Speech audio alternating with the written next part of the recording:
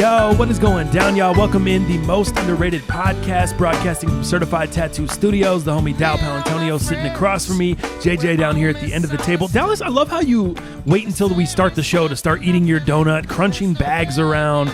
You're going to be dripping sprinkles all over the table, all over your iPad. What's going on, bro? Hey, man, just... What are you doing classic there? pink donut. I know, right? Man. When I'm like, all right, you guys ready to go? We start rolling. Dallas starts trying in the bag up. to eat that classic Simpsons donut. What you know about that, man? Is that what it is? The Did pink you eat icing? it already? Let me see it. Where's Yeah, this the thing Homer at? donut, man. It's a Homer Simpson donut, man.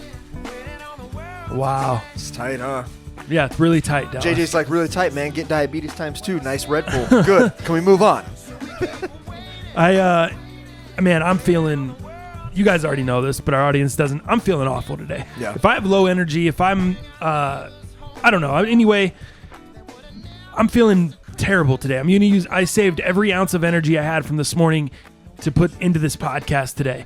I feel sick, but I'm not sick. It's because I had a weed cookie last night. I was given a weed cookie here by somebody that worked here. He's like, "Oh, just eat half, dude. You'll be good on half." So I take his advice. I eat half.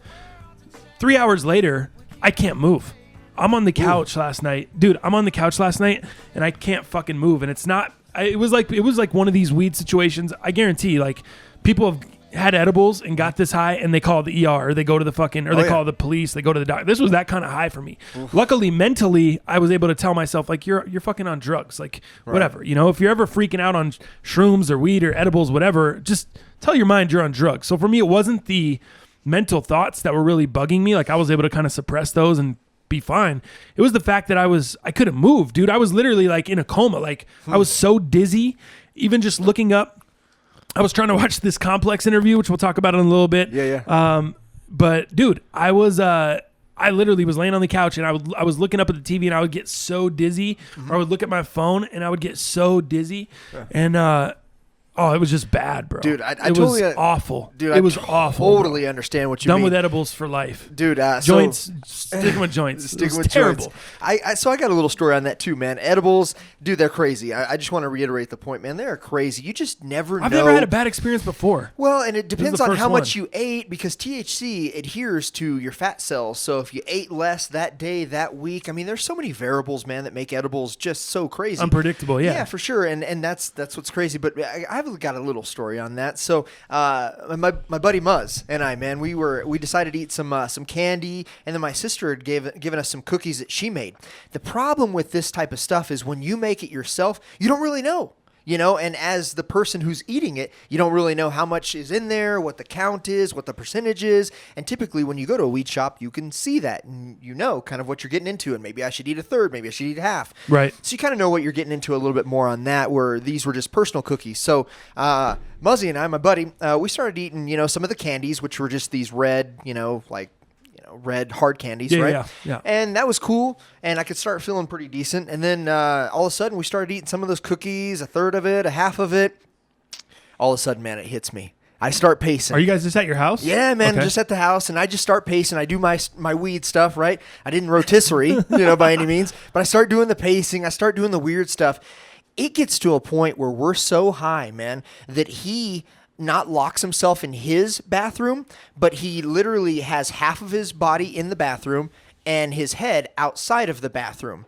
And I said, dude, what are you doing, man? He's like, I don't know, man. It just feels right. I got to have half and half. Like, this guy was so twisted. Wow. How many on years weed. ago is this? Man, this must have been 7, 8 years ago. 2010, 2012, somewhere in there. And instead, I went the opposite way, man. I just went down this rabbit hole of chaos. I locked myself in the bathroom upstairs, and I am just sick, dog. Kind of like you're feeling today, but I'm way sick. Like, I'm at the toilet. Like, when you get drunk, like, you can usually vomit, get that stuff out of your system. You feel better. You feel weak, but you feel better. I thought about that for a brief if you moment. tried to vomit from weed, dude, your high just gets more and more extreme. Oh, no shit. Like, Good thing I didn't do that. it put my body in a world of chaos, man. So I couldn't get this shit out of my system. I couldn't control the thoughts and just the chaos that I was feeling. Dude, it was the worst, man. And it continued for another 24 hours. Muzz and I went golfing the next day. It was the fucking worst experience of my life. Dude, that's what I'm feeling today. Like, I felt really shitty last night. Like I said, sick, dude. I just couldn't move. I was like, I need to go to bed. I just need to go to sleep. So I literally just went to sleep.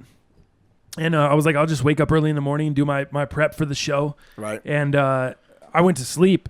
I woke up this morning, the worst headache. Felt like I didn't sleep at all. Huh. Which is usually not the case. Usually when you smoke a little bit of weed, you get some of the best sleep. I definitely sleep way better when I smoke weed. But when you overdo it. But it's just different than smoking weed. Totally. It just made me sick, dude. It just made me feel sick. So today I'm feeling sick because I didn't sleep. So my body's feeling like, I woke up feeling all bloated. Like I just felt, I don't know, dude. It was just bad. Just felt like I was sick. Like I had some kind of flu. My body was all achy and shit. Wow. Which was really, really weird. And that could be too, I just started recently getting back into running earlier this week because I know we got the Turkey Bowl coming up, and I do not want to be dying out there. Totally. Last year I almost threw up on the field. You were out there with me. I drank a fucking Monster on an empty stomach. Yeah, it's so stupid. So this year I'm trying to come prepared, in shape. You told me. Did you get any cleats yet? Because I know you had. Wait till you see how I show up, bro. All right. Just wait. All right. Just wait.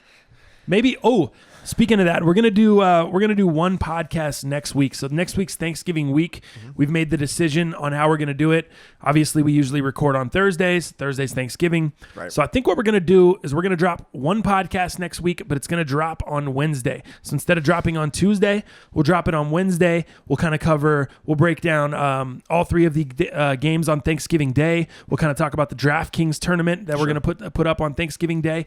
That'll be live. That should be live on either Monday or Tuesday of next week. I think it goes live after the Week 11 wraps up because that'll be Week 12. Does that make sense? Yep. So I think when I put the DraftKings tournament in, it'll actually go live starting Tuesday because Monday night game with the Chiefs and Rams will wrap up Week 11. Does that make sense? Absolutely. Okay. So we'll put that. We'll do a DraftKings tournament. There's three games on Thanksgiving, so you'll just be picking from those 3 games. Those are the only players you'll have access to from those 6 teams, and it'll just be a fun little way for all of us to kind of be together on Thanksgiving without being together on Thanksgiving. We're hanging out through DraftKings or through our tournament. So I just thought that'd be fun. If you guys want to get involved in that, we'll just do the same thing. $5, winner take all. Same kind of thing there. Speaking of DraftKings last week, man. Should we save that for the end? Should we save that before we talk about heaters and all that stuff? Should we save the football? Yeah, let's save it. We'll go into that. Okay. Yeah, we'll get into the DraftKings. We'll get into the heaters, all of our typical stuff. The podcast is just packed today. There's so much stuff to do. Yeah. If we have time, we're going to do Start 'em, Sit 'em, but we might have to bump that this week just because there are so many things that we want to talk about. Before we, starting off on the show, the weed shit might be funny. It is funny. I mean, it's ridiculous that normally I'm a pretty cautious, like when it comes to edibles, I'm like, I'm cool. I make sure I don't have anything to do the next day. I make sure that they're just wildly unpredictable. Yeah. So I always try to, if I'm on vacation, I'll do edibles. I don't really do edibles like on a normal basis. So me doing that last night was so stupid. I mean, it was so dumb. I was like, oh, fuck it. Yeah, I'll do a little bit of this, cookie, and I'll go home, do my podcast research, chill out, get some shit done. And yeah, it just went very, very poorly for me. Yeah, no doubt. But as poorly as that went for me, man, I just want to say thoughts and prayers are with all the people out in California. Those wildfires, man, just blazing through neighborhoods. The whole city of Paradise being burnt down, dude. People driving through that. Dude, it looks like a war zone, dude. Yeah, it looks like a war zone. It looks like an old like zombie film where the world is just like ended and all you have is like zombies. It's just so apocalyptic. It's so crazy, man. Yeah, I just feel bad for those. But thanks to all the first responders, man. It sounds like they're doing a hell of a job. Working nights, days, just never getting any sleep, man. Trying to take care of it. So shout out to them. I saw people from Colorado going out there. Different fire crews from here going out there to try to give help from all over the place. Different states trying to go out there and give as much help as they can. I know a lot of people have lost their homes. I know in Paradise alone, I think it was like 60. Or I'm sorry, not in Paradise alone, but with Paradise, within the first few days after Paradise had burned down, and then a bunch of the other cities, they were up to like 6,500 homes just at that time within like less than 48 hours. Yeah. I think this is officially either the worst or the second worst in California history. And obviously I think damage the Camp Fire was the worst. Yeah. Yeah. Damage is still coming up. So I think this is obviously going to be the worst, if not already. But man, I did read a story on Miley Cyrus and Liam Helmsworth. Hemsworth, I think is his name, that they're either married Hemsworth. or Hemsworth. Yeah. I heard that they lost their home through this whole thing, but yet they still donated like $500,000 to this relief fund, man. So there's a lot of celebrities helping people out. There's a lot. Who's gonna be the JJ Watt of California, man? Who's gonna be the person to step up from that sports team? Like what about a guy like Todd Gurley? Yeah. What about someone like that? Jared that's Goff. The face. You know what I mean? Like, I know JJ Watt was huge in the community down there, and all he did was start a GoFundMe, dude, and really get behind it. It's not like he even donated a ton of his own money. And it was through social media. Yeah. Not in comparison to what they raised. You know what I mean? But that, I don't know. It just feels like a missed opportunity for me. I feel like someone could have done the exact same thing and really pushed it with their social media presence. Especially, it's in fucking LA, dude. Yeah. You're in fuck sports athletes. You know what I mean? Like forget sports. What about all the actors and all the musicians? How about somebody like the Kardashians? I know Bruce Jenner or Caitlyn Jenner, whatever you want to go by. I believe he or she was evacuated throughout this as well. So what about the Kardashians coming up, man? Through this, right? And I'm not even telling these people to donate their own money. I'm just saying start the GoFundMe and really push it through your social media channels. It just doesn't. It seems like we've already seen that approach be successful with JJ Watt. Why wouldn't someone else? Be like, it works for Houston. Why not? Have it work for California. I don't get it. Maybe I'm missing something. Maybe they did start some stuff. I just haven't seen anything to that effect or that magnitude. Even if they did start something, they didn't do very well with promotion because I haven't heard of it. Right. Everyone heard of the JJ Watt Relief Fund. You know what I mean? And that's why it grew to I don't even remember 106 million or something stupid like that. Yeah, it was over 100. Something crazy, and he won Walter Payton Man of the Year award last year for that. I'm kind of seeing a missed opportunity here. I know the Rams are actually here in Colorado right now. Did you know that? They're down in Colorado Springs. Oh, are they? They flew down because it's just because the air quality and whatnot. Yep. Yeah. We talked. Or we're going to kind of get into all the football stuff, but to kind of touch on that briefly, we know the Monday night game was moved from Mexico City to California. Yep. And which is crazy because the fires and all that stuff there. Right. It's interesting that they don't move it somewhere else, Totally. Let's get into that for a second. Okay. I thought about that, man, and as I thought about it, doesn't it make so much sense for them to play this game in Denver? For them to deroute. Okay, so check this out. The Rams had already had plans to go to Colorado Springs to train at altitude because Mexico City is like the same altitude as us. Okay. Very, very high. Yeah, very so close. So they wanted to get used to it. So they came here. They were going to just go. They played last week, their game. Yep. One hard-fought game. They came straight here because they were going to train all week and then go down to Mexico City on Sunday. Right. Well, obviously the game being moved now, they're here instead of being back home, but they're actually just going to stay here and continue to train throughout the week. Are they? And they're still going to go home at regular time on Saturday or Sunday or whatever. Gotcha. So, but in my opinion, why wouldn't they move this game here in Denver? You have a team that's already here. You have the Chiefs who are super close. Yeah. It's not like this is a far trip for them to come. Sure. You have still a neutral site, which you would have had in Mexico City. No team's getting the advantage. Yeah. You could say it may be easier for Chiefs fans to travel here if you want to, but California's not insane. It's not super far. Mm-hmm. But I think that would have been cool, man. I think that would have been a cool thing to do. Mm-hmm. I think that you kind of get... You still get the neutral site on both sides. You get both teams having to travel. Not the distance they have to travel isn't too far.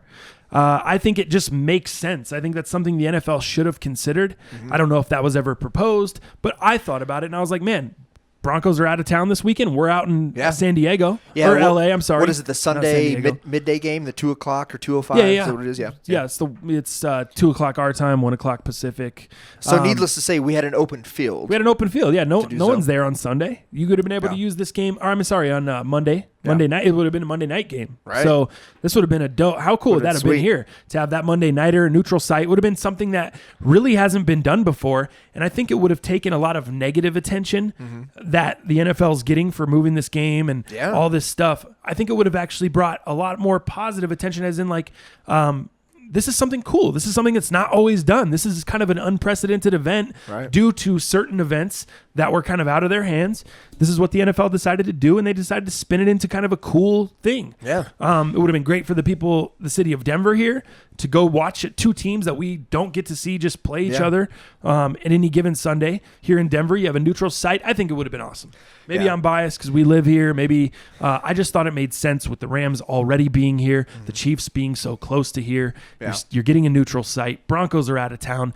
What is really stopping you from doing that? Yeah, I'll play a little devil's advocate to that. I think the one thing I do like about it being in LA, I don't like the air quality. I don't like kind of the home field advantage. But what I do like, however, did you hear about the NFL donating a hell of a lot of tickets to the first responders? Yeah, I did hear about that. So I think that's kind of cool, to give them kind of, hey, we appreciate what you're doing. We see what you're doing. Good point. Let me give you a little bit of time away from this chaos that you've been involved with, and here's us as an NFL. Here's a thanks to you. So I think that's pretty cool, and I do like that, and I am for that. So I think that's a pretty cool deal. But I think I'm with you on the part that, hey, they're already training here. The neutrality. There's not a lot of travel, at least for the Chiefs' perspective, and from LA. I mean, it's what is LA? A 2.5 hour flight from here, maybe 2 hour flight. Yeah. So I do like that. I do like the elevation, how we're so close to Mexico City. So again, you're bringing a lot of these elements that you would have had in that territory had we gone to Mexico City. That being said, NFL, we have one game in Mexico, right? In a season, and we have a couple in London, whatever. We have that great relationship. The NFL does, not we. But how does this happen? So Mexico City is having multiple concerts, right? Multiple events on this field that the NFL has booked previous year to make this relationship and make this event happen. How does Mexico City, in my opinion, overbook these events that are happening? And then also, it's hard to account for the weather because there was a heavy rainy season. It sounds like from what I read. But is this a loss on the NFL? Is this an oversight from either the NFL or from Mexico City, from the things they were booked versus the weather? I think it's a little bit of both. I think they did book some events there, but they also didn't expect the weather that they've gotten down there. Totally. It's really wrecked the turf when you're getting all that rain, and then you're still if they were able to keep the surface covered, if they didn't have all the events booked, they could just keep it covered. Rain wouldn't have been a big different deal. Story. But the fact that they had to have it open, you had concert goers out there walking across the grass. You had other sporting events. I read that they had a Shakira concert there on October 11th. And was that the last event there? Did you see anything?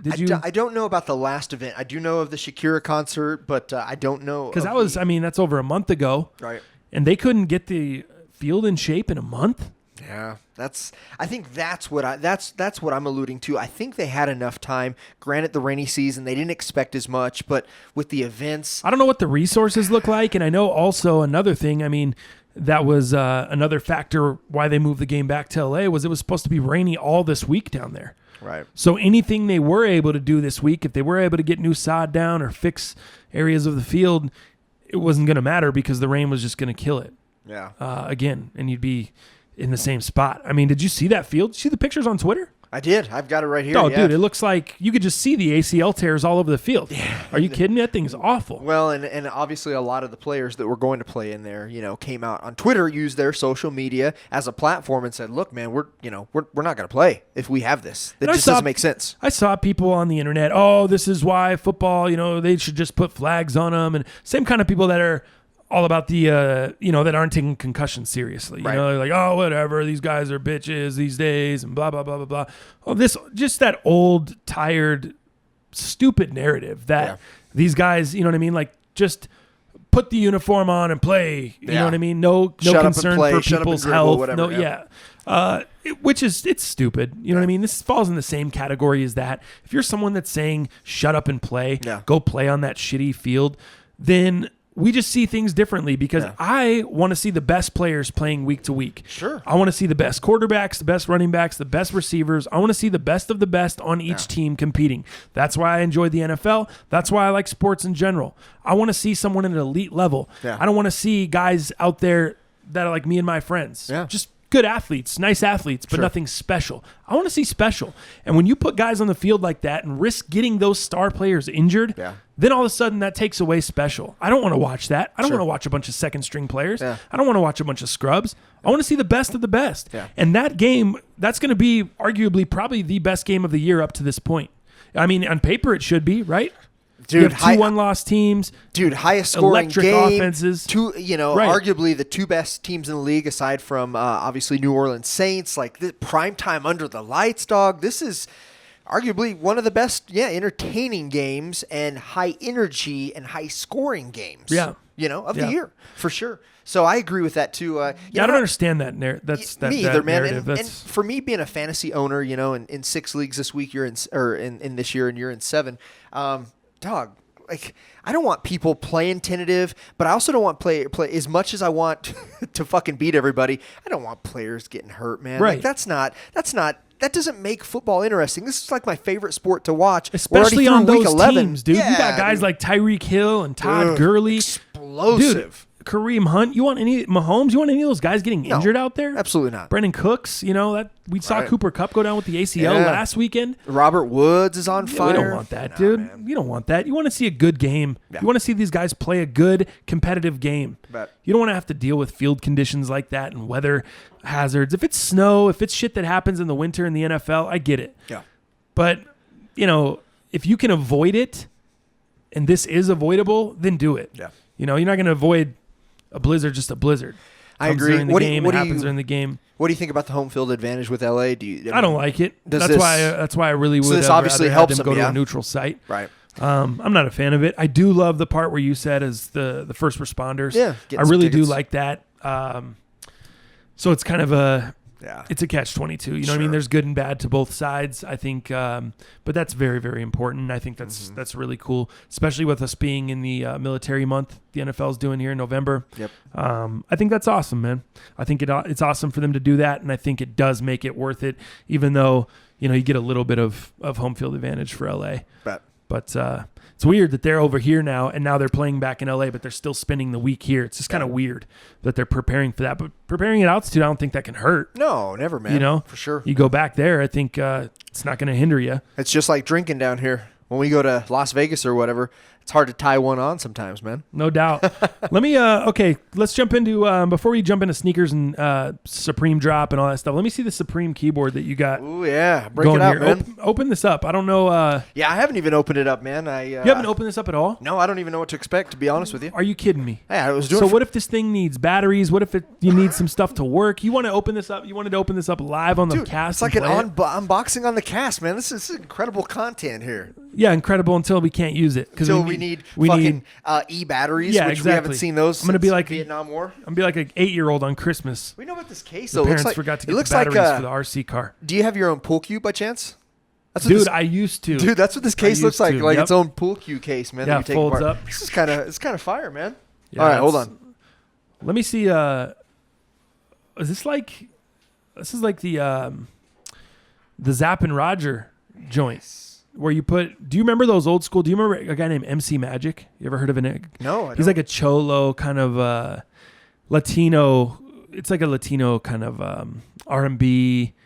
He made this shit really, really popular. Obviously, he didn't start it. Zapp and Roger are the guys that really popularized it first. I'm not sure that they started it, but I know that they're the first ones that I heard of doing it or using it. And the other ones, you have to put them back in your throat. Like that tube, you have to go, it kind of goes into your throat there. What about batteries on the bottom? Does it need batteries? Doesn't look like it needs any batteries. Let's try to figure this thing out here. Wow. This is good. This is going to be really good. I cannot believe you didn't even test this out and be like, hey, guys, this is how it works. I can't believe we're just doing this blind. Blind taste test. Blind test on this here. So do you... Take a look at this thing, man. See what you think here. Do you blow into it, or what do you? Not too sure, to be honest with you, man. All right.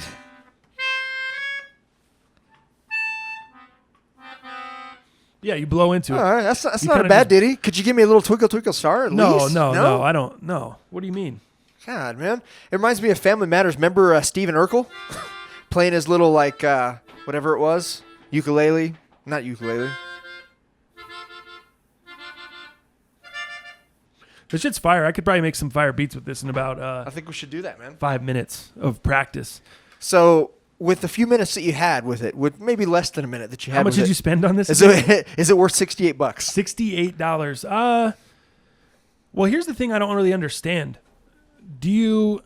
Let me see. Is there any hookup? Is there any mic hookup on it? Is there anywhere you can plug it into a mixer? I don't see, man. To record. The videos that I saw people using these, it looks like they had it really close to like a microphone, like That's what we're I was gonna talking say, right now. So no external jacks, You'd anything have to be like in that. a studio and have this thing like mic'd up to get full quality out of it, because you can't plug it directly into your mixer and record directly into your audio interface, whatever you use to record your music. So you're going to have to mic this up. Right. So this isn't a piece of equipment. If you're looking to use this on a track, you're not just going to be able to buy the keyboard and go. You're going to have to buy a mic as well. Sure. And something to record it into, or you're going to have to go to a studio.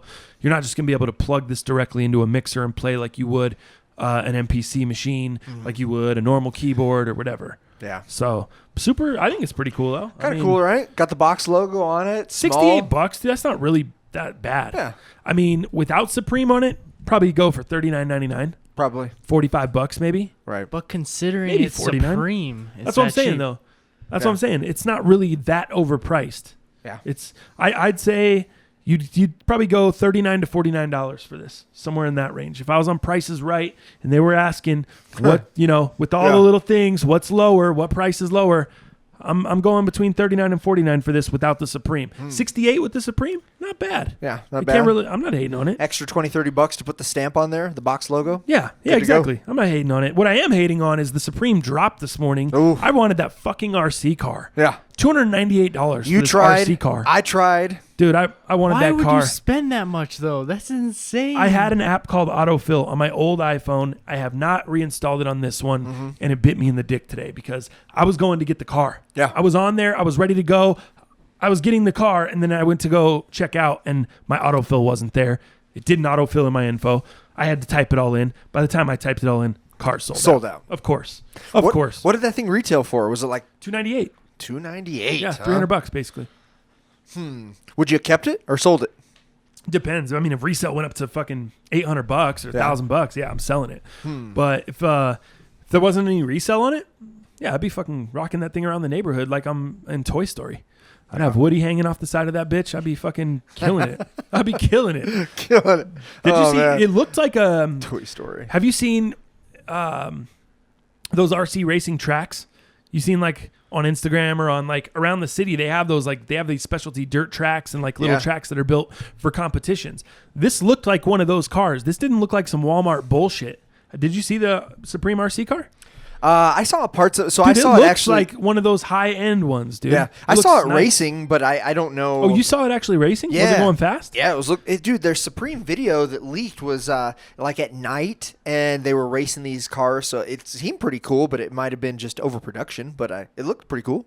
Was it going fast though? Hell yeah, Did it was look like going fast. It was ripping. I didn't see the speedometer. I Right. didn't get any speed But checks. it looks like it was ripping. I didn't get any drift checks. Enough with the fucking sarcasm. Looks But like it it looks was- like it was ripping. It was fucking ripping. Tell me, okay, that's all I want to Shit know. was ripping, dog. Tell So me if it was fucking Here's what I would ripping. say. So the thing just dropped at $298. So on StockX, I see it. Lowest ask is $383 currently. Not good. So, I would say I'd keep it and rip it at right, this point. that's what I'm saying. You Not know? good on as far as Now, resale. But you never know. I tried to get that fucking skate deck, the Cat in the Hat skate deck. I thought was pretty fire.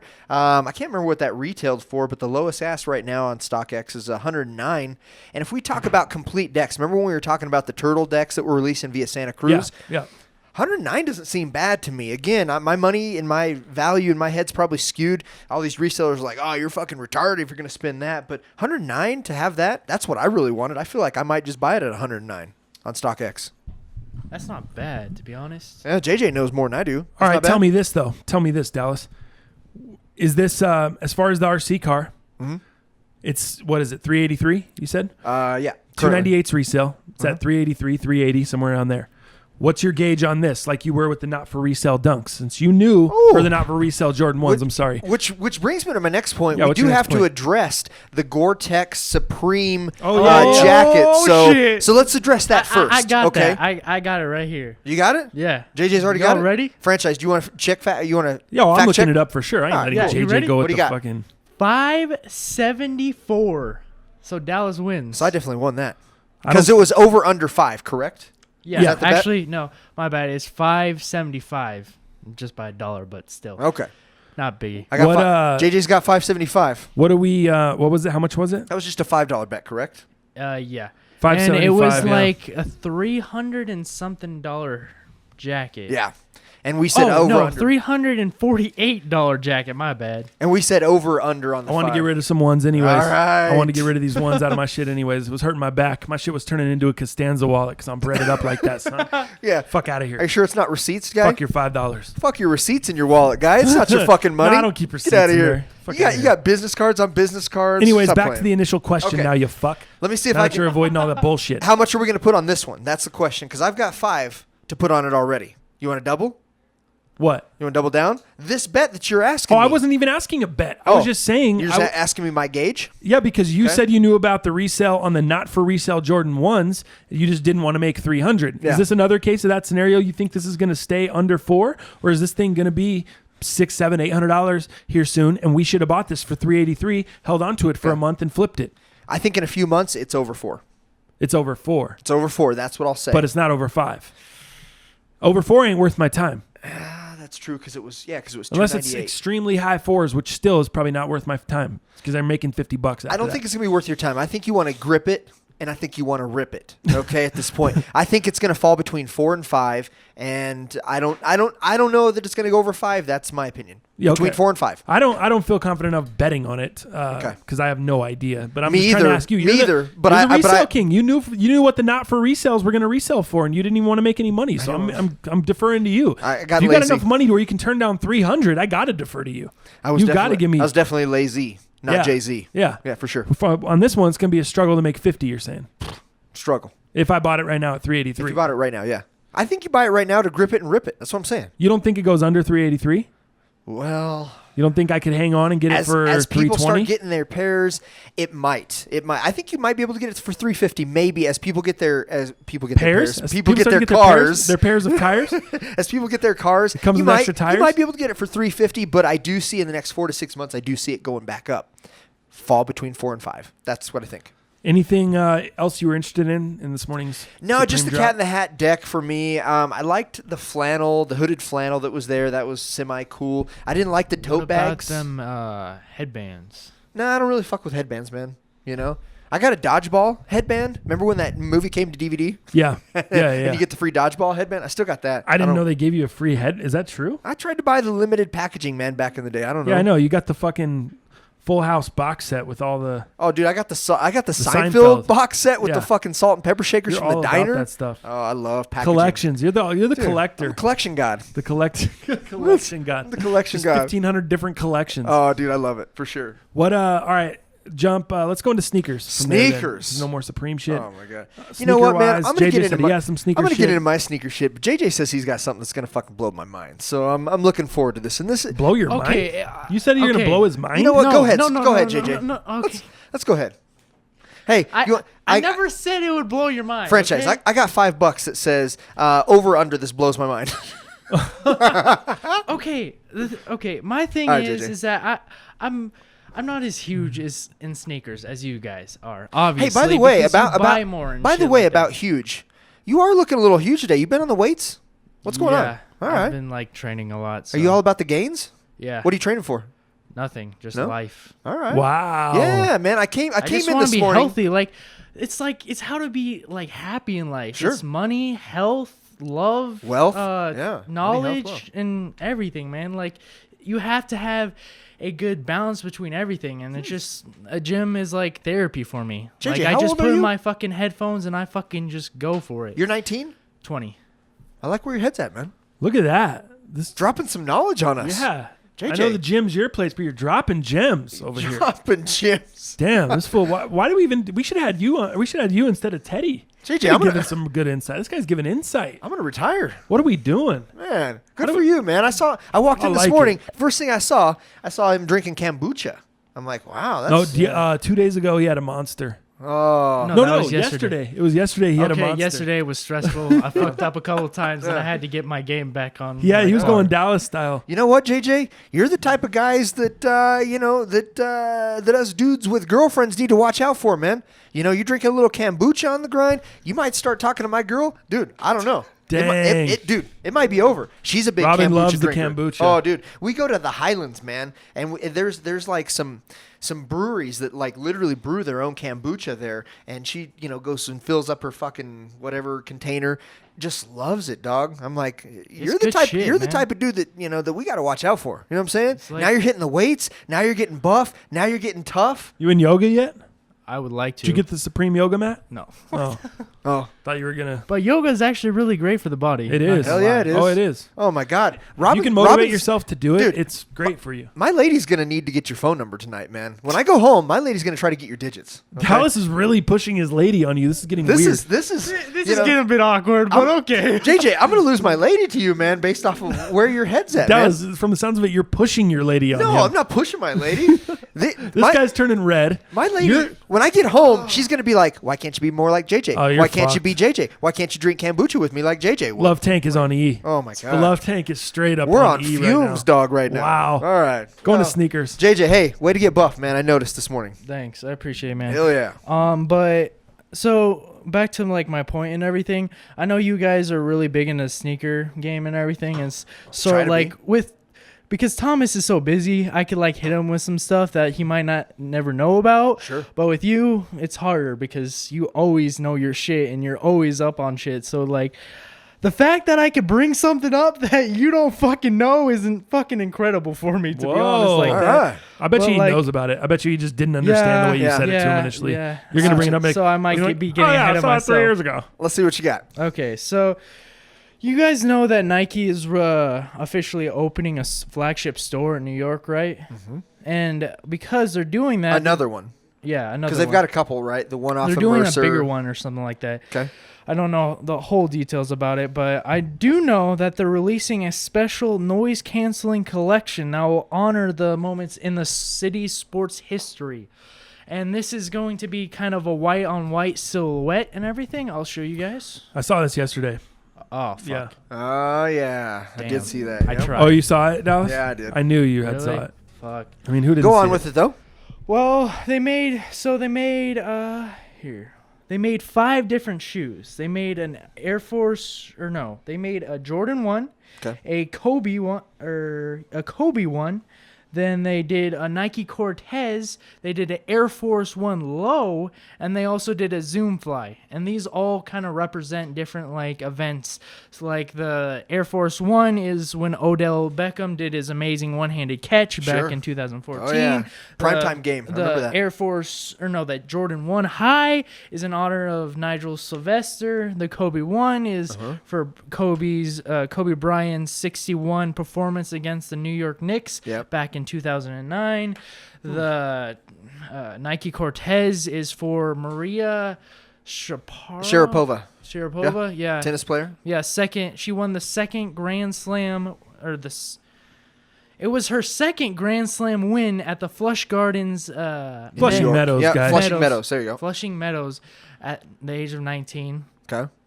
That's cool. Yeah, she was 19 yeah. when she won that shit? Yeah, she was super young. Now she can't do anything. She got busted for roids or Right, some right. whatever PEDs or whatever, and then It's came tough, back. dude. And it's tough, man. Being an athlete, competing at that level, Yeah. and then just knowing that The Father Time highest gets of the best of you, highs. and knowing you can do nothing to stop that. The argument unless you're there, Tom Brady. or Roger Federer. Look at that guy. Like, yeah, he's starting to slow down, but look He's at not this. on Brady's level. Brady's still winning ships. When was the last major that Federer won? 2 years When was ago. the last Grand Slam. 2 years? That's a while. It is, but he's made it to all the Well, finals. how old is Feds now? I think 40 or over now. 40, 41? Somewhere in there. Brady's 41. That's where I was going. I mean, they're about the same, but Brady was but, in the Super Bowl But last Brady's year. a GOAT, and arguably, I mean, you can look at Samford, you can look at some, but Federer does have the most championships from a male tennis player, I believe. So, I'm not discounting his. So, but is he still competing? Well, he's still making it to the finals now. Yeah, is he actually winning that? I'll give you that. I think the argument there is he's still playing at the highest level. Fuck, dude. Guess how old Federer is? 41?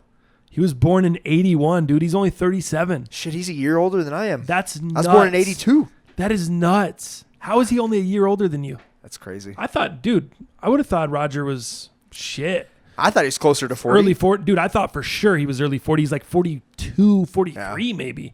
By the way, wow. So I guess that he's just been going for so long. He just one had- of those well, guys you just feel like he's been older, in the limelight for so Right, long. And right. he was doing this. He was winning when he was super, super young. So it just seems like he's been in the game for a long. Well, he has, but Any of those interest you? Any of the shoes in that collection? I love Nigel Sylvester. So we talked about his story. He's super tight with his BMX and all that good stuff. So that. Can I add one thing before you guys And, start talking about tell it? me about the packaging as well. Is there any special packaging? Did you see? Add any your of that? one thing, JJ. No, but the people who go to the store and everything, because that's the only place they're releasing, That you can get 'em, obviously. yeah.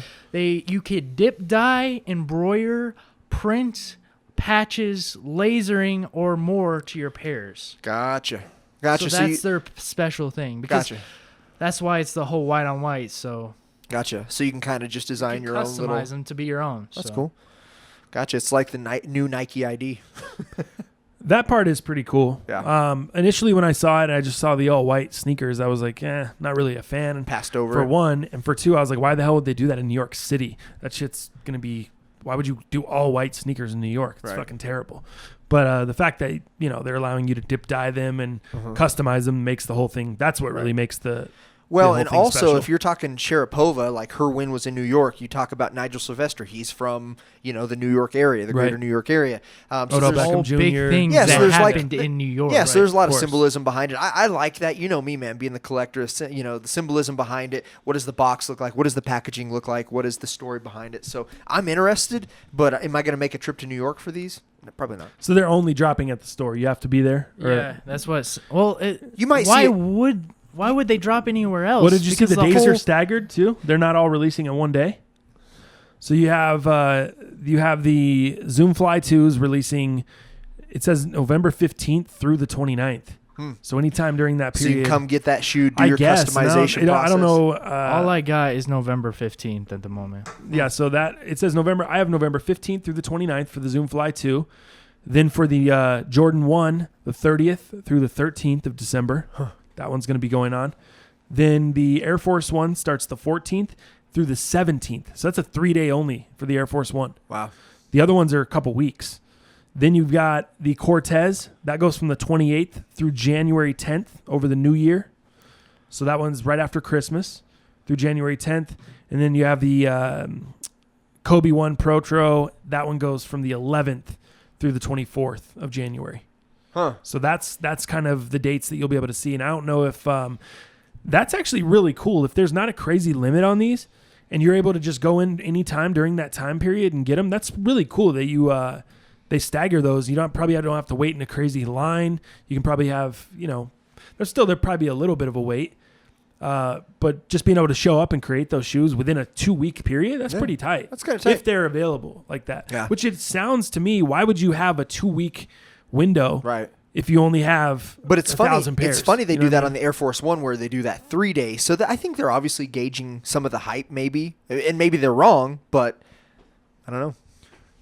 Which I don't think there will be hype behind this, though. That's the thing, because people are going to customize them so many different fucking ways. You Yeah. don't know what you're going to get. Like, Right. Yeah. why would you try to buy I think it's resale cool. for that I was shit? never a big Nike ID. I never ordered shoes really custom, with Nike ID and now with the My Adidas and that kind of stuff. I've ordered a couple different shoes like that. But for me, I'm kind of like Ted. You and I had the conversation with Ted at his house that day, and he and I are kind of the same. And you may not be there, I don't know, but he and I agreed that we kind of like the original platform, what the engineers and what the company kind of envisioned to be it, and they put that out, and that's what he and I like. I do like the ability to customize, but I never really did much of that. What about you? in that case? Where do you just stand? depends on what it is. I feel Yeah. differently about each thing. Have I ever made a Nike ID shoe? No, not once in my life. Have I customized me Adidas Ultra Boost? Yeah, I fucking love that shit. Yeah. Since they put the coupon code back out, I was planning on going and getting another one. Like I saw that. They just put that out again. I couldn't have enough of that. You know what I mean? Like I could customize 15 pairs of Ultra Boosts and not be. Dude, that's a great price. I could be too. super like happy. The value is Right. stupid. Like Right. you created it, you made it, your vision, or somebody that you liked that you Yeah, saw yeah. at 165. Right. And that's a great fucking. So I shoe, feel too. differently depending on the Yeah, shoe itself. totally. Like, would I customize a Jordan 1? Probably not. Yeah. You know, would I? But am I pumped about an Ultra Boost? Hell yeah. I You like know? OG stuff. I like the original packaging, the original shoe. I don't like to really touch shit. I never let anybody customize shoes of mine in the past. I know that was super big, right? I know for sure. Notorious, the store that you used to work for or that you still help out sometimes. They had a guy in there that would say, "Hey, you want me to customize this? You want me to do this?" You know, they would do that on the side, and I think that was big. You know, Seth Fowler Customs is what it was called. Right. You know, these people customizing shoes. I just never really kind of got into that personally. I think now when I say I wouldn't customize a Jordan 1, I wouldn't go do it on Nike, but would I go get something done from the shoe surgeon or someone like that? Fuck yeah. that's You know what I different. mean? Yeah, Like, that could be totally different. different level. Totally. Someone that's doing some sick shit like that. Like some of those customs that we saw when people were distressing the Jordan 1, the Levi's. Yeah. Some of those really cool, like especially the one that comes to mind for me is the Stars and Stripes one. Stuff like that is awesome. I would definitely love to do that. Just would I go on a website and change the colors? Probably not on most of my Nike shoes, but on Adidas it's just something different. I don't know. It's I can't really explain it. I can't really explain why I think it's better or I like it more. I just do. I don't know. Gotcha.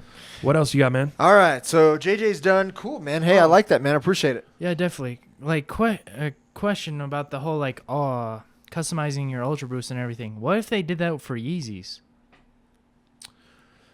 Would I be a fan of it for Yeezys? I'd have to see it. I'd have to see what they allow you to customize, what they, I'd have to see the options, but I wouldn't be.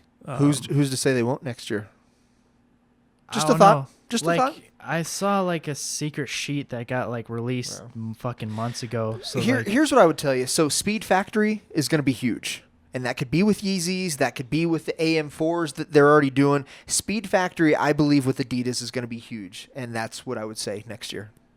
That's what I mean. That's what I what think. do you have on feet today? People always ask us. We always forget. So for to, me, I've got the pulling off. I got Speaking the of Yeezy, look at that. Yeah, well, and I'm going to go over the releases. So this is kind of a tribute to obviously a release this week and then next week. But I've got the Yeezy Beluga 2.0s on today.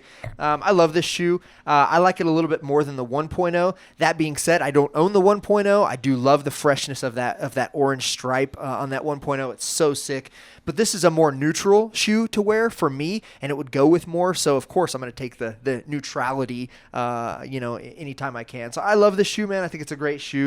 I've wore it. No insole on those, huh? No, man, I can't. So I have to go not only a half size up, but I go a half size up, no insole. And I love the comfort because I've gone up a full size because I've got the blue tints in 11. I've had a couple other pairs. I had the butters in 11s. With or without the insole, I'm drowning, swimming a little bit. But with the insole, I just like the Yeezy better without the insole. My foot closer to the boost and going up a half. I don't have any pairs that I wear my insole with either. Yeah. But it's because I wasn't able to get them in those sizes. You can't get the 12 and a half. Right. Yeah. So I've just been going with 12, taking the insole out. So and that's on fine. the next pair of Zebras that are coming out, I'm going to try to get a 13 so I can rock them with the insole and see how I like them. Totally. Something tells me I'm not going to be a fan of them, and I'm almost kind of regretting my decision before I even have the shoe. I've just put in for raffles in the 13.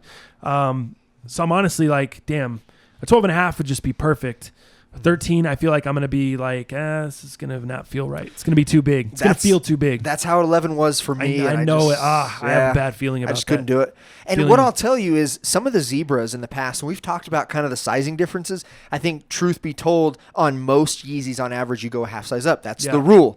There are some that I think run a little bit bigger, and that would be like the Bread V2, the Zebra V2. I think you don't necessarily have to go up a half in some of those, which I find is interesting. I think if you have a bigger foot, you do. The holiday pack seemed to run a little bit larger as well, from what I've seen in the past. But truth be told, just go up a half at least in most V2s. But I'm wearing the Jordan 2 infrareds today with the I got the cement Jordan socks on up in here. Nice. Fire. Those But, are the ones you got on a stupid dude, deal, right? like $105 on StockX. Someone had these up, my size 12.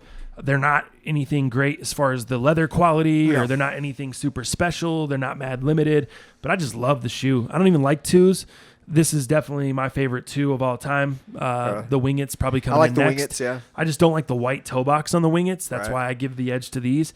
The black, and you can already see they kind of got a little bit of crease there. They're not anything quality, but they look really, really dope. And if you know how to, I always take pride in being able to style some shit that nobody else wants. Yeah. You know what I mean? To be able to turn heads and some shit that nobody else thinks is like super sick, I get pleasure out of that. What are those? Yeah. Well, especially because especially a lot of young kids. Yeah. They're getting they like what they like because they're being told to like that by these other YouTubers, by sneaker vlogs, by Instagram. So they don't even know who the fuck they are. You know what I mean? Like these younger kids, they just are liking it because someone they look up to likes it. Right. You know what I mean? So you and I, we've talked about this a million times. We're really trying to change that and just going with what you like. Wear what you like. And but I mean, regardless, there's a lot of people that just won't. They'll never know what they like. Yeah. They won't take the time to figure it out. Is the 2? How's comfort? Because I've never wore a 2. How's the comfort? What would you compare it to? Anything? A 1, a little heavier, a little bulkier. Ones are more comfortable. Okay. I just think they wear in nicer. When, especially with the creasing and all that stuff, I would say these are, they're not the most comfortable. They're not uncomfortable.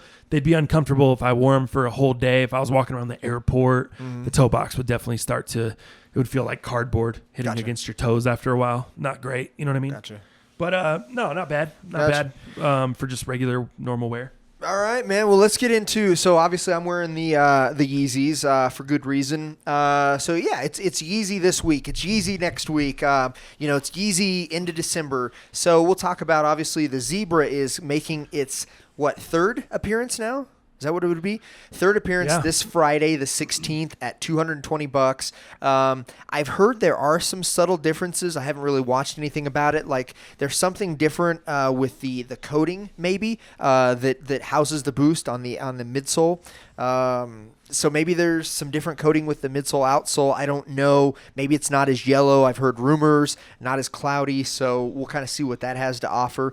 But then the following week on the 23rd, so Black Friday, you're going to see the V2 Sesames that come out. So, it is Yeezy this week, Yeezy next week. But just to kind of stay within this week, you also have the Rookie of the Year, Jordan 1s, which we've talked a little bit about. You got your brown hints, and then behind the I changed flaps, my tune on those. I was not interested. I think it's a fire. I didn't want them at first, and now I didn't know they came with red laces. Dude, I just the red saw that. laces and the Nike Air in red on the tongue with that I love brown. that the tabs up top aren't attached on the heel cup. I love that those are open, similar to Off-White. So you can see what it says too, which it gives some Michael Jordan accolades right in there. Dude, I love that shoe, man. And the red laces, the red Nike Air on the tongue, the brown and the black and the white, it just looks so good together. I think man. what I saw locally, they're first come, first serve at Foot Locker and a couple other places. What are you going to do? Are you going to get them or? I don't know, man. I might because I do have to. I work a mid shift on Saturday. Usually I open, so I actually have a mid shift, so I may just be a little bit late to my shift and go wait and see what happens. I'd like to have that shoe at 160, dude. I mean, it's a Jordan 1, and I think it's fire. I don't think there's a lot of hype on it either. Well, they're releasing at Aurora Mall, Park Meadows, and Belmar. Is what I saw. So I might go to Belmar. I might go to Park Meadows. The least amount of people over there, I feel like. Belmar's not even gonna have a line. I don't think so. That's what I'm saying. Park Meadows will either. No, they definitely Park Meadows will. Yeah, we've gone and waited in multiple. Aurora Mall's going to be cracking for sure. That's where I wouldn't. That's where I wouldn't go. But that's insane. Yeah. So I'm definitely going to go try to get them. Are you? Good man. It wasn't a sneaker that I was super interested in until I saw some on feets of them, saw they looked on feet, saw that they came with the red laces, saw that the tabs up top were detached and they had those accolades behind it. I thought it was super cool. Never been like a huge tan shoe guy. Sure. But they're almost not even tan. They are a little bit more of a brown, which is great for wintertime. I have a couple jackets that'll go. Yeah, I have a couple jackets that'll go perfect with them. Yeah. I'm pumped for that shoe actually. Right. So I wasn't up on. Now I'm geeked for it. What do you know about, and this released yesterday, so we're a little late, but there still are a bunch of sizes on Under Armour, believe it or not, .com. What do you know about A$AP Rocky's Under Armour SR lows that No look shit. just like the Osiris's Let me see those. from back in the day. Let me see these things. What do you think? Ooh. Yeah, I can So rock 'em. traditional dad shoe, but to me, more I would say I would call it more of a skate shoe, and that's just a photo of it. But yeah, I mean, it looks just like the Osiris's. Man, I can't remember the model. I wanted to look it up specifically, but I mean, they're super big, super fat, big outsoles on them. It's got kind of the spiderweb lacing on it. Fat tongue. Like the super fat tongue, like of the Yeah. 90s skate shoes, man. I think it's a great shoe. But what I will tell you, what do you think the price point on that without looking at your computer? What would you just say looking at that price point? JJ, what do you I think they would charge, Yeah. or what do I think they should charge? What do you? So it's on your fucking Yeah, I know. screen. So what I do you just what do saw you it. think I by just looking saw at it. I saw I it. feel like they should charge as much as like an Ultra Boost because like Yeah, that's nothing new. Like yeah. I think that's fair price. So Dallas that's is 180, asking right? us the price point, and then he's holding up the picture, which has the price right at the top. My bad. What are we doing? So ruining okay. the game. So long story short, they retail for $250. That's crazy. That's a fucking lot of money, man. Hell And I yeah. know it's a signature model from a signature hip hop artist. I get it, man. It is what it is. But Do you own a they're pair of trying Under to Armour sell shoes? it because of the No, I don't. name behind it. yeah, Let me rephrase that. Yeah, they're trying to sell it for that high because of the name. It's all about the brand name. yeah. I don't know. I mean, collab. so what I saw yesterday, I kind of watched the sales because it was just released on Under Armour yesterday. It's going to be released on additional sites. The size 9 and 10, there weren't half size available. So sizes 9 and 10 sold out right around that 3-4 o'clock realm, but they still had a full size run aside from those sizes last night. So, I'm trying to just kind of gauge the hype, and maybe a lot of people didn't know that Under Armour dropped them yesterday. But Do you know they released them before, back in September, but only like super limited? super Yeah. limited, super different packaging, 500 all kinds pairs. of shit. Yep, absolutely. Crazy. So that released yesterday, and then I think the biggest one probably around hype this week is the new Alpha Edge, which I have, Yep. right? I have the OG pair. The Alpha Edge White comes out the 17th. So I think that's this Saturday, correct? You going for those? I might. There was a couple of UK sites that have dropped them yesterday and today. There was a UK site that was doing pre-orders, but I don't know if that was only for the UK, where people from the US couldn't pre-order. I didn't really go that far into it, but I love mine. I'm not a big white shoe kind of guy, Right. But if I can cart it and get it at retail, I probably will. Do you wear yours around? I do. The pair I do. you have now? I wear mine a lot to work, believe it or not, man, because it's that neutral color where I can get away with at work. I love them, man. They look good with jeans. I feel like with that NMD style upper, they might not. They don't look as great with jeans. Okay. They're more of a, in my opinion, because that tongue, it doesn't. There's no tongue in it. It's all built. That's into what I'm that. saying. It looks more like either performance you're Yeah. gonna wear with joggers or jogger It's- sweats. You would wear this shoe just like you Shorts. would NMDs. I think you hit it spot on. So you joggers, track pants, that kind of thing. That's that type of. How shoe. much squish does it give you back? And does yours have Continental outsole on it, like yes. the white pair does? Yeah, it does on the bottom. Yep, Continental outsole. It's got the 4D or 3D printing. Yeah, whatever when you you're wanna call it. walking, you're not. Are you getting obviously you're not getting the push you're getting back Right. from Boost, but Yeah, you still or get a that pretty response, cool but- return, but it's totally different Right. feel. It totally is, and it's not. The squish is different throughout the whole outsole. So if you squish it like closer to your toe box, there's no give hardly on that. Huh. But then you squish it towards the middle, a little bit more squish. You squish it towards the back, a little bit more squish on it. So that's cool as well. But I don't know, man. It's a cool shoe. I like it. Are you? Let me see here. Hold up. A quick question about those shoes. Mm-hmm. Do you ever have the fear of like breaking your sole? Does it feel Like, what do you breakable? Is that what you're asking? Yeah, Does it feel like it could break? Okay, like looking at it, Uh-huh. it sort of looks plastic and everything, and like knowing somewhat of 3D, I feel like you could just accidentally break your sole over time and everything. No, I don't worry about breaking the sole. I think what I worry about is like getting stuff stuck in there, getting water through there, getting Oh, mud really? inside there. How do you clean it? Do you spray water from one side into the other side and out the other side? Like I think that is probably more of a concern for me. But you know me, man, I keep my shoes pristine. Yeah, I don't I wear gotcha. shit and think. I you know. don't know. But breaking it, no, Just I don't. looking at No. it, it's just I think have never held one. if so you that press makes on it, sense. compress it yourself with your hand, you would notice. You're like, oh, this shit's legit. No. Do you feel like my last question on running? Do you feel like I see the ads that I see or Yeah. the promo that I see? is like a girl running in them, like using them as a running shoe. Do you feel like they would be a good running shoe? The like Alpha Edge, NMDs, no. I don't feel like would be a good running shoe. So if you're getting that comparison, Yeah, the Alpha Edge, no, just because of the silhouette. why are they promoting them that way then? But if you did like the Future Crafts, like the OG Future Crafts in that Ultra Boost silhouette, I would think so. I don't think so on that particular silhouette. Okay. But yeah, I mean, I think you could get some pretty good energy return on that 4D. I think it'd probably be really, really good. My Alpha Edge is a little heavy as well, so I don't want to run in heavy shoes. So I don't know. I don't have a Future Craft or anything like that. Look what just got dropped off here at the shop. What you got? We got this definitely is the first ever unboxing that literally just came in. Like the guy dropped it off. Chris set it outside the studio here. I grabbed it. You know what this is? I don't even know what you bought. I do see it's probably from Nike. Yeah. But you got the caution tape, so you know. Yeah, you got the caution tape. You know that's always Nike. You don't want to rip it with these hands like Mike Rich? No. These hands. But I'm kind of sad that these came right now, but I feel the need. I have to unbox them. Okay. I mean, it came, but I wanted to show How up. could you be sad right Well, because now? I wanted to show up at the Turkey Bowl in them. I wanted. This is them. These are it. This This is is it. Okay. This is it. This All is right. the cleats. Let's go. Oh shit! So what do you guys know? These. We had to go with the Bread 11. Jordan cleats. Man. Dude, these are What the flames fuck? with the That's lunar lawn. insane. That's got lunar lawn and all kinds of Man, shit in it. see how I'm rolling up at the Turkey Bowl this year, baby. We're about to have a day. I'm about to have a Patent day leather, out there. Fucking lunar lawn. Yep. Dude, these look awesome, man. Yeah, the bottoms are so sick. Wow. Looks great.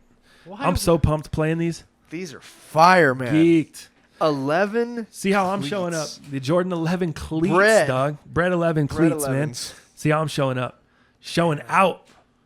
Yeah, these are That's dope. fucking insane. Man, these are Holy tight. Shit. These are I sick. like them, man. Yeah, they're gonna be. I'm really excited in them. I read a lot of reviews on them, and a lot of people said the same thing, that they were so surprised that how light and how good they feel on feet, how they do not feel bulky whatsoever. Yeah. That was my worry. Sure. And I was actually trying to decide between the low cut. They have a low version. Okay. And then they have the mid version, your standard Jordan 11. So I was deciding between the low or the mid, and I usually get low cleats. I usually wear a wide receiver type cleat, whether it's Nike Vapors. My last one was the first high top cleats I've had in a long time, and it was those Under Armour. Under Armour. Were those the Cam the Newton Cam highlights. Newtons? Yeah, yep.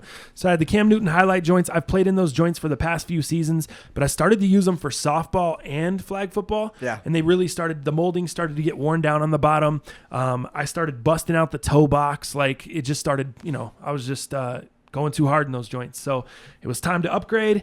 I knew I'd been wanting to upgrade for a hot minute. I did a bunch of research, and I think a lot of people, it was between these or the OBJs. The Yeah. OBJs were more expensive. I wasn't going to be able to get as good of a deal on them.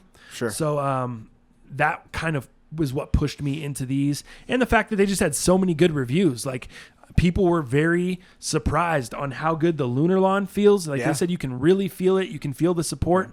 Well, I have lunar lawn golf shoes. So okay. I with spikes. So I obviously feel those as well. Dude, they're great. Yeah, I'm super excited about them. I'm super excited to Those are to fire. have them. Retail on these is $125. Oh, is that it? I actually got a deal too. I got them a little bit cheaper than that. I got them for like $105 because football season's coming to an end. As far as like high school and people that are buying cleats and shit, football. Did you have a season- discount code or was that just? No, they were on sale. Wow. Yeah, dude, on sale, and got them on there. I saw them on Eastbay on sale. Called Nike support and asked if they would match them because Eastbay didn't have quick shipping. Right. And I was like a little nervous if they'd get here in time. Called fucking Nike and I was like, yo, will you guys price match Eastbay on these? I'll pay the extra for the extra shipping. So they price matched the discount on eBay. I paid an extra $10, got quicker shipping, and boom, they're here. I think these, honestly, when I first ordered them, it said they would be here next Monday, like this coming Monday, which is 2 days or 3 days before the Turkey Bowl. Sure. So I'd have been fine. But instead, I end up getting them today, which super surprised. I might go outside after the podcast today and catch some balls. I'm already I might go ready. get some work in. I'm already ready. Let's I might go go. get some work in. Even though I'm Are feeling you though? tired and I'm feeling Do you smoked have off the those fucking Yeezys weed yet? bar. No, I was thinking stunting myself, man. What are you going to do now? I don't know. After you see You're how getting your showed boy's up pulling now, up, what are you man. gonna do now? Man, I'm gonna have to fly up to StockX headquarters and make sure that I can get my Yeezy cleats. Reach out to Teddy. I'm gonna reach out to Ted. Yeah. See if he can get you some Rush Yeezy cleats from StockX. Dude, truth. But no, I'm super excited about it. I needed new cleats. I've been waiting. I've been kind of researching. I knew the Cam Newtons weren't going to last much longer. And Jordan 11s in the house. Did you look up the lows? Did you see the lows? Yeah, I'm looking at the lows. I'm looking at dude. They don't have any sizes really. I know. That was another thing on Eastbay. They didn't have my size in these, so that's another reason I went on Nike, and I called them and they price matched them. So, not saying they will for you, but I had that success. And you know why I think they price matched them? Because it was cleats.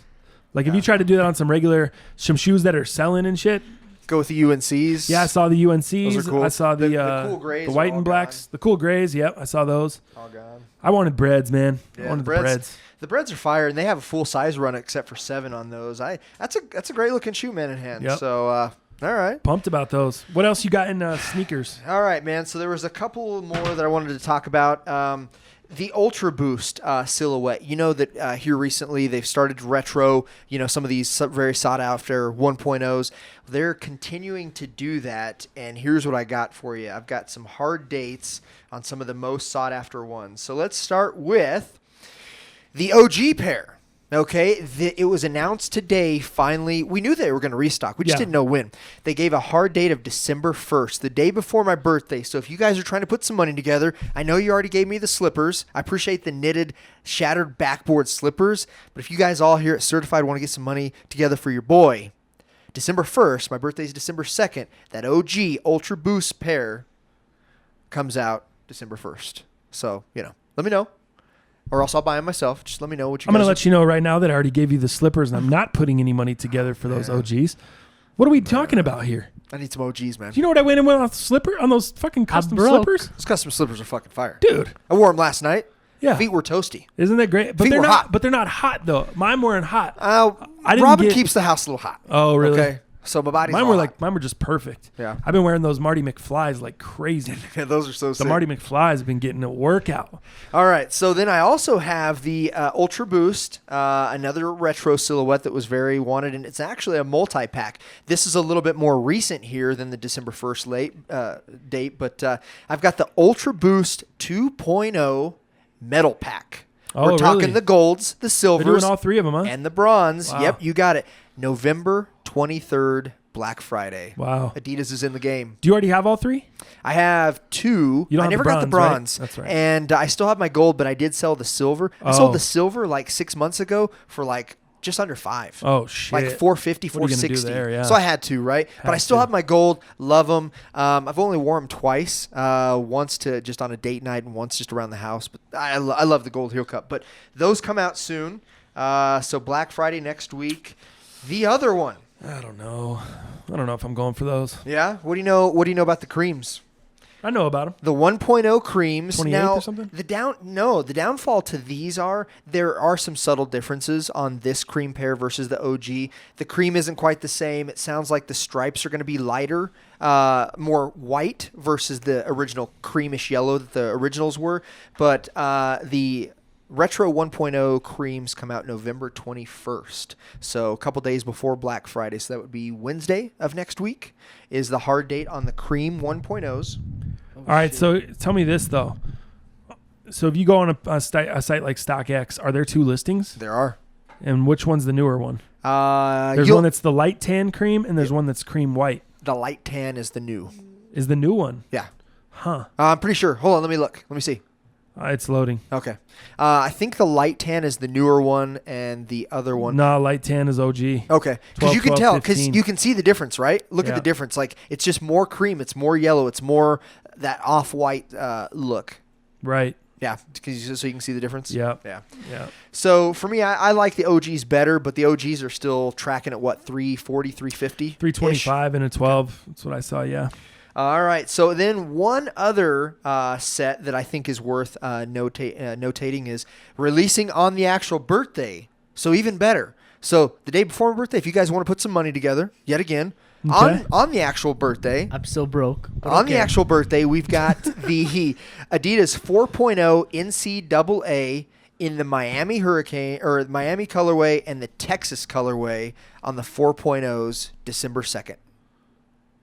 Oh, yeah, we saw those the other day. So the Texas, aka Scarlets, and the Miami, which is like the different greens. Just not as good as the 1.0, but I'm gonna pass, dude. hard pass. Yeah, because I think you can create a Me Adidas Ultra Boost that's probably better than that Miami one with similar Miami colors. I feel Possibly. like that has sort of killed the releases because it's like Plus, I said I don't- didn't like the slime green. Remember? The slime green. Yeah, the Gatorade green. Yeah, it looks like crap. What were you saying? oh, I was just saying the customization is just gonna kill the releases now because everyone can get the pairs they actually want and everything. I mean, there's So, still some limitations, and you're not going to be able to get it exactly the same as the 1.0.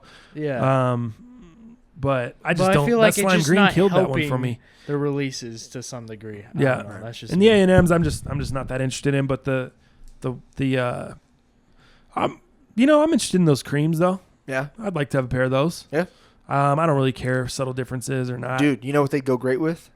Your newly acquired Boost God hoodie. Yeah, Fire. for sure. I was gonna wear that today actually. Yeah. It's With, a great hoodie. Great material. Yeah. Great No. materials. Yep. No doubt. For sure. I like that. So aside from that, man, I didn't really purchase anything this week. It was last week where I was like 5 pairs deep, or a week before that, I can't remember. But I did get the new Parlay NMD STL tees. They retail for $170. I would never ever pay $170 for that shoe. It's a cool NMD. It's not for everybody, but I like that. I like that turquoise woven through the actual Parlay material, woven through that black. I think it's a nice. I forgot to bring them today, but that's nice. They retail for $170. I got them from the homie at $119. Holy shit. So I think that's a pretty good deal. Those are already under retail, I'm sure, on StockX. I would never have anybody or ask anybody to pay full price for those, but if you can get them somewhere around the 120, 110, that's a hell of a shoe for that price. Plus, you're, good cause. What Parlay. other- Keep the oceans clean, man. What else did you cop? Aside from that, in the last couple of days, what did I cop? Did you get the Kim Folk? I didn't. I passed on Yeah, the I kinfolk. passed on Somebody them hit us too. up on social media, and I Oh, said, that's right. Yeah, I will yeah, be yeah. getting those, but I hadn't picked them up quite yet, man, just because I had overspent on so many other shoes here recently. But I like the kinfolks. I think they're already under retail by $20 or $30, so I think that's a great price for those. I'm hearing the materials are great, so I will pick that up. All right, let's. Are you good on sneakers? So we got everything. Dude, I think so, man. I'm overwhelmed. That's a lot of sneakers. Let's jump into the Complex interview. I want to keep this moving here. If you guys didn't know, Complex came out with an interview. So they had Joe LaPuma, who's the guy that does the sneaker shopping with Complex. They sat down with Joey Lorenzo and John Mayer for their collabs with Nike. Joey Lorenzo from Fear of God, and then obviously John Mayer, the musician. Not a guy that I would have saw doing a collab with Nike. I don't keep up a ton with John Mayer. I know he was doing the Grateful Dead stuff, and I kind of talked a little bit about that in the interview. Remember, he on that new Vapor Max that came out a while back, the acronym Vapor Max pairs. He and somebody else were the faces. That's right. Yeah. I do remember that. Of that package that came out. So, but that was a small thing with John Mayer. John Mayer has also worn Yeezys and some of the boots from Kanye back in the day at some of his concerts. But yeah, face of this collab with Jerry. So. Kind of cool, man. What did you? So I know you kind of had some edible action that was going on. It was awful. Well, I rewatched it this morning before Okay. the podcast because last night I was trying to watch it and I was just getting so dizzy staring at the TV. Totally. And I had to kind of just lay to the side and close my eyes.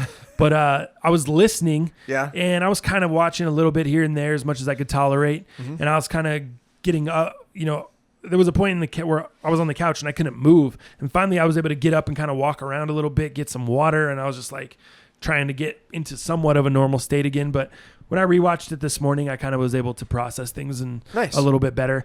If I had to describe this interview in one word, it would just be insightful. Yeah. Dude, I didn't realize John Mayer is just so insightful. Super smart, dude, in touch. Yeah, the gems that he could drop just about life are probably more than most people. You know what I mean? He just seemed like a guy that was very well spoken. Yeah. He was articulate. He had a lot to say. He went in depth. His mind, you could tell he's a deep thinker. Mm-hmm. He processes things quite a bit. I thought the part about him not drinking was Yeah. interesting, giving up drinking and just saying it just wasn't for him. Yeah. I felt like the part where he talked about he's so happy that he kind of found himself or found what he's good at, and he can still he still has so many years to put that to use. He felt like he's figured it out in some sense. Yeah, so I would agree with some of that as well. So what I would have to say is, not to get too far into it, but the drinking thing. Let's kind of get the why behind the why. So what he was alluding to was he said, I had my own little personal conversation in his own little three-way way of doing it, right, or his third-party way of doing it, and he says, all right, John, how much do you want in life? How big do you want to be? That kind of thing.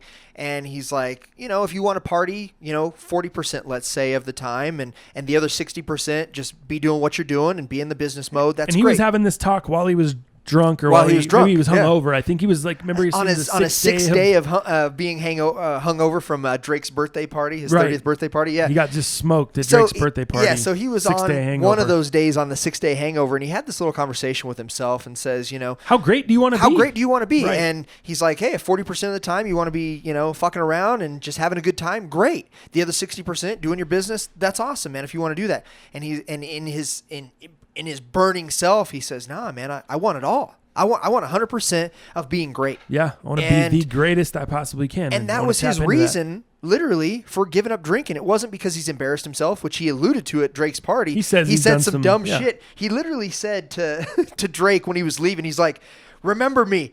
And remember this is what he literally said to Drake as he was leaving, and he just left like that. He just put his arms out. Yeah. Remember me.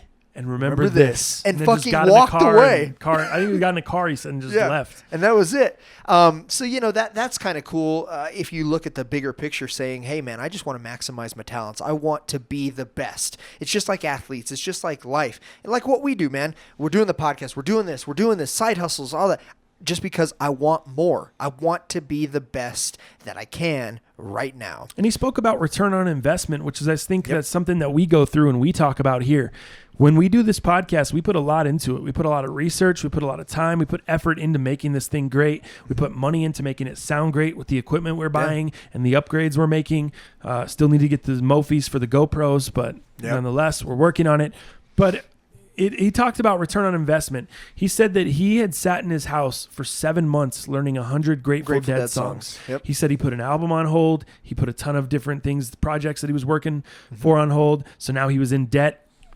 Songs that he should have already had written for that album. Yep. He was in debt money that he should have been making off of these projects that because he gave up everything for that 7 months. Yeah. Yep. But he said the return on investment has been so beautiful that it was worth every fucking minute of that 7 months to spend learning those songs, because the return on investment, not only in money, but in his happiness to be able to go out and tour with Grateful Dead and do all the stuff that he's doing with Dead and Company.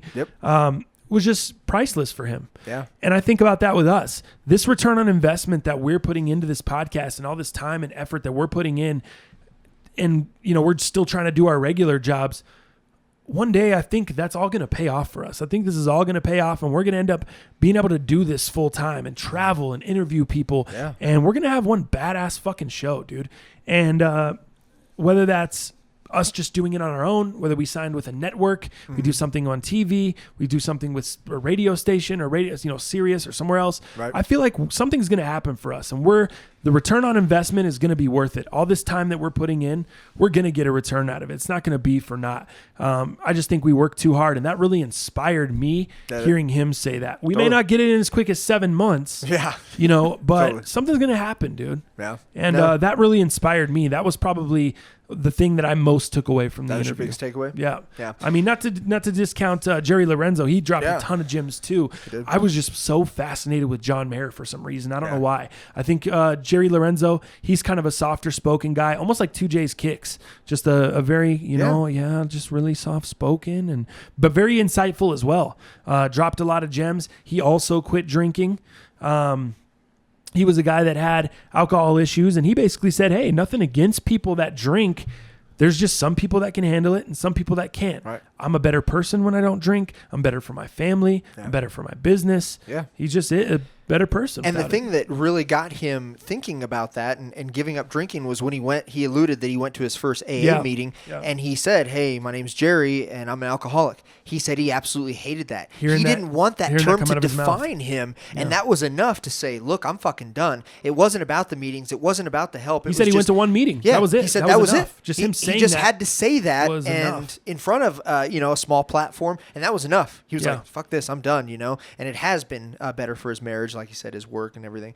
A couple other things that I took away was, let's get back to Jerry because we made this a lot about John, and that's great because John had a lot of great things to say. But I found this interesting. Jerry says he needed his own silhouette with Nike, so he pleaded to have his own silhouette. And Joe asked him, was it your own silhouette or nothing? Yeah, and Jerry's like, no, man, I wanted my own silhouette or nothing. He's like, I'm not here to color. He said it in a very respectful way. He did. He said, he very did. respectful. Done very well. But what he alluded to was he's not here to color in somebody else's silhouette to just kind of, this paint by number kind of thing. And again, he didn't say it as bad as that. He did it very, very, very well. But basically, he said that I have so much respect for Nike that if I couldn't do what I wanted to do and bring what I bring to the table, just like you said, I'm not a coloring color by numbers, color paint by number, shapes, whatever. Yeah. I don't want to color in someone else's shit. If I can't use what my talents are, which is designing, I can't do the shoe great, justice. Right. I can't be as great as I want to be. Yeah. And there's no point in me doing it. And if this is true or not, I don't know because again, I'm into what I like and I'm culture. I try to study it. I try to know it. But he says, Nike says the kids weren't wearing a lot of their performance shoes. So, Jerry got this idea and he says, well, yeah, I got the answer. It's a shape thing. Yeah. Jerry called it a shape thing. And I started thinking about this and thinking about it. And I'm like, well, okay, cool. I start looking at all the different shoes I wear, shapes. And he may have a point there, on what people wear versus what people don't want to wear. And I can't hate that. But Jerry has always kind of stayed true to his form of his shapes with a lot of his shoes, a lot of his boots, a lot of his shoes. It's all kind of the same type of thing. And he may be right using Nike's engineers and his shape ideas. They may have something here because as we saw this Fear of God shoe that they showed on here, and then they have their own platform that they announced the 6th collection on. But I really like the shoe, man. And they have 2 versions of it. They have a pro model where you would actually use in the streets or actually in competition. And then they have kind of an off-the-court model that doesn't have as much of the high-end Zoom Air technology. So I find it interesting that Jerry wanted to create a shoe that wouldn't compromise. So you can wear it out in the streets when you're on a date, when you're doing your casual thing, but you could also wear it to be the best and at the highest level. I thought that was pretty cool, man. How many sneakers were both of them getting? What do you mean? Or were they both doing more than one sneaker? Not that I know of. So they just did, the ones they were wearing in the interview? they did the one sneaker, and one's more of a performance model that has the Zoom Air technology for the actual basketball players and the basketball shoe technology. And then they have one that doesn't have as much of that technology that they call it an OA, an off the court shoe, I believe. And one's a little cheaper. I think one's $395, which is the high end model, and I think one of them's either $350, something like that. So a little bit of price difference there. But again, he wanted to make a shoe that didn't compromise. You could wear it out and be at your best, if it's a date, if it's whatever, or you wear that same shoe and be at your best from a competition standpoint. There's no compromise. Whose did you like better? Just by looking at them there. I liked John's. I didn't like the yellow. Yellow is a little out there for me, especially canary yellow. But any type of like beige, white, off-white, which is the color John was wearing in the interview, I love that shoe. The black is really cool too. The black colorway, I saw, I think it was not Lance Stevenson, but some basketball already wore it on the court, and the black looks fire too. So here's the thing that I'm seeing just looking stuff up. The shoe that they're showing here on Soul Collector is the Air Fear of God 1, and that's actually looks like the shoe Mayer was wearing, not the shoe Lorenzo was wearing. And I'm seeing it here in 2 different colorways. I'm seeing it in almost a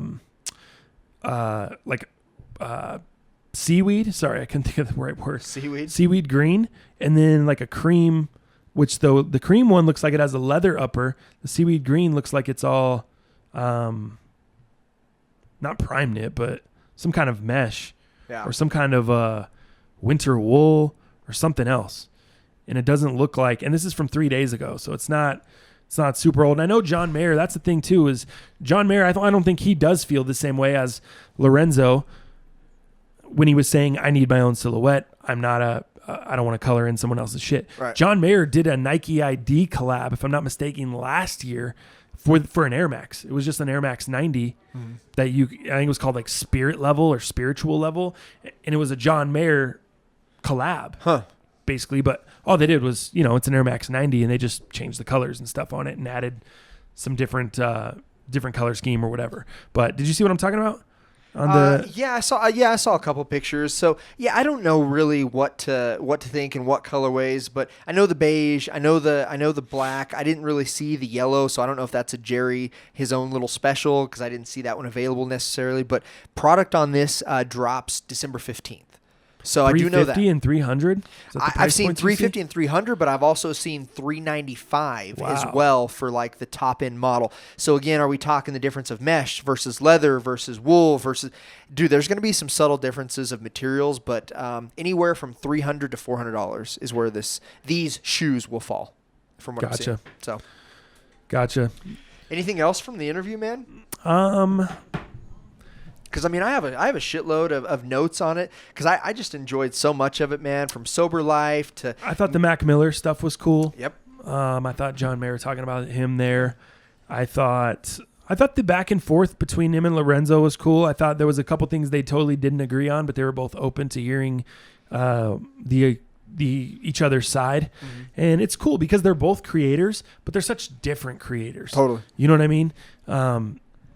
It's creating music and designing something is just two totally different things. I like when Jerry Lorenzo talked about how this collab took so long with him because of him wanting the own 2.5 to 3 years. Yeah, his own silhouette and all that stuff. Mm-hmm. And he talked about, but now that I have all the tools that Nike has at my disposal, the engineers once someone that has an incredible creative mind has all those opportunities and all those tools, and he likened it to Virgil now joining Louis Vuitton. It's just like a super powerhouse. Yeah. He feels the same about his shit. I like that he said, I'm looking at this. I want to make this Jordan. I want to make this, the most hyped shit selling out. Obviously, I don't think that's going to happen just because the way we are today and the way sneakers are and people need someone to tell them what's cool. Mm-hmm.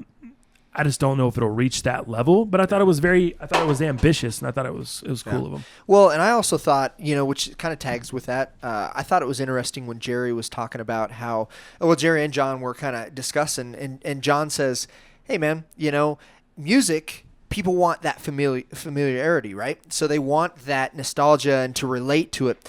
And Jerry says, yeah, that's good and all, but I would disagree. He's like, every collection I make, I'm having to recapture that kid's attention and having to start over. You know what I mean? And John was like, wait, so you're literally just trying to win blind taste tests? Yeah. And Jerry was like, absolutely, man.